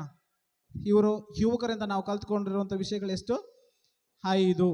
ಈ 5ಗಳನ್ನು ನಾವು ಜೀವನ ಪರ್ಯಾಂತರ ಅಭ್ಯಾಸ ಮಾಡಿದರೆ ದೇವರು ನಮ್ಮನ್ನು ಮೇಲಕ್ಕೆ ತರುತ್ತಾನೆ. ಅರ್ಥ ಆಯ್ತಾ? ರೈಟ್. ಈ 5 ವಿಷಯಗಳನ್ನು ನಾವು ಎಂದೆಂದಿಗೂ ಕೂಡ ಮರಿಬಾರದು. 3ನೇ ಭಾಗ ನೆಕ್ಸ್ಟ್, ದೇವರ ಚಿತ್ತವಾದರೆ ನೆಕ್ಸ್ಟ್ ಸಂಡೇ ನೋಡಿಕೊಳ್ಳೋಣ. ಅರ್ಥ ಆಯ್ತಾ? ಮೊದಲನೇ ಭಾಗ ಏನು? ಅವರು ಏನೇ ತಿಂದು ಅಪರಿಶುದ್ಧ ಆಗಲಿಕ್ಕೆ ಇಷ್ಟವಾಗಲಿಲ್ಲ. 2ನೇ ಭಾಗದಲ್ಲಿ 5 ವಿಷಯಗಳು ತಿಳಿದುಕೊಂಡಿದೆ. ಅರ್ಥ ಆಯ್ತು ಇವತ್ತಿನಿಗೆ? ಓಕೆ, ನೀವೆಲ್ಲರ ಕಣ್ಣುಗಳು ಮುಚ್ಚಿದ್ರೆ ಪ್ರಾರ್ಥನೆ ಮಾಡಿಕೊಳ್ಳೋಣ. ಸರ್ವಶಕ್ತನು ಸರ್ವಾಧಿಕಾರಿಯಾಗಿರುವಂಥ ತಂದೆಯಾದ ದೇವರೇ, ನಿನ್ನ ನಾಮಕ್ಕೆ ಸ್ತುತಿಗಳನ್ನು ಸಲ್ಲಿಸುತ್ತಾಗಿದ್ದೇವೆ. ನಿನ್ನ ಮುಖಾಂತರ ತಂದೆ, ನಿನ್ನ ದಾಸರಾಗಿರುವಂಥ ದಾನಿಯೇಲನು, ಹನನ್ಯ, ಮಿಶಾಯೇಲ್, ಅಜರಿ ಎಂಬ ಯುವಕರಿಂದ ತಂದೆ ನಮಗೆ ಕಲಿಸ್ಕೊಟ್ಟಿರುವಂಥ ಆ ಉತ್ತಮವಾದಂಥ ಪಾಠಗಳಿಗೋಸ್ಕರ ನಿನ್ನ ಕೃತಜ್ಞತೆ ಸಲ್ಲಿಸುವಂತಾಗಿದ್ದೇವೆ. ನಿನ್ನ ಆತ್ಮ ಸಹಾಯದೊಂದಿಗೆ ನಮ್ಮನ್ನು ಕಲಿಸಿಕೊಟ್ಟಿದ್ದೀನಿ ಸ್ತೋತ್ರ ತಂದೆ. ನಾವು ಯೌವನ ವಯಸ್ಸದಲ್ಲಿರುವಂಥ ಈ ವಿಷಯದಲ್ಲಿ ತಂದೆ, ನಾವು ಕೂಡ ಹನನ್ಯ, ಮಿಶಾಯೇಲ್, ಅಜರ್ಯ ಎಂಬ ಈ 4 ಯುವಕರು ನಂಬಿಕೊಂಡಿರುವಂಥ ದೇವರನ್ನೇ ನಾವು ನಂಬಿಕೊಂಡಿದ್ದೀವಿ. ನಾವು ಕೂಡ ಅವರು ಯಾವ ರೀತಿಯಲ್ಲಿ ವಿಶ್ವಾಸದಿಂದ, ನಂಬಿಕೆಯಿಂದ ನಿನ್ನ ವಿಷಯದಲ್ಲಿ ನಂಬಿಕಸ್ಥರಾಗಿ ಬದುಕಿದರು, ನಾವು ಕೂಡ ಅದೇ ವಿಷಯದಲ್ಲಿ ನಂಬಿಕಸ್ಥರಾಗಿ ಅಷ್ಟು ಒಳ್ಳೆತನವನ್ನು, ಅಷ್ಟು ಬುದ್ಧಿ ವಿವೇಕಗಳನ್ನು ಸಂಪಾದನೆ ಮಾಡಿಕೊಳ್ಳುತ್ತಾ, ಅಷ್ಟು ವಿಶ್ವಾಸವನ್ನು ಸಂಪಾದನೆ ಮಾಡಿಕೊಳ್ಳೋದಕ್ಕೆ ಸಹಾಯ ಮಾಡಿಕೊಡ್ಬೇಕು ಬೇಡಿಕೊಳ್ತಾ. ಹೀಗೋ ತಂದೆ, ತಲೆಬಾರಂತ ಈ ನಮ್ಮ ಯವನಸ್ಥರೆಲ್ಲರಿಗೋಸ್ಕರ ಪ್ರಾರ್ಥನೆ ಮತ್ತು ಅವರೆಲ್ಲರೂ ಕೂಡ ತಂದೆ ತಮ್ಮ ತಮ್ಮ ಮಾರ್ಗಗಳಲ್ಲಿ ತಂದೆ ತಪ್ಪಿಸಿಕೊಳ್ಳದೆ ತಂದೆ ನಿನ್ನ ವಿಷಯದಲ್ಲಿ ದೀನರಾಗಿ ಬಾಳೋದಕ್ಕೆ ಸಹಾಯ ಮಾಡು. ನಿನ್ನ ವಿಷಯದಲ್ಲಿ ತಂದೆ ನಿನಗೆ ಎದುರಿ ಪಾಪವನ್ನು ಅಸಹ್ಯಿಸಿಕೊಳ್ಳೋದಕ್ಕೆ ಸಹಾಯ ಮಾಡಿಕೊಡ್ಬೇಕು ಅಂತ ಬೇಡಿಕೊಳ್ಳುತ್ತಾ, ನಮ್ಮ ಒಡೆಯನು ರಕ್ಷಕಂತ ಯೇಸು ಕ್ರಿಸ್ತನ ಹೆಸರಿನಲ್ಲಿ ಈ ಪ್ರಾರ್ಥನೆ ಬೇಡುತ್ತೇವೆ ತಂದೆಯೇ, ಆಮೆನ್.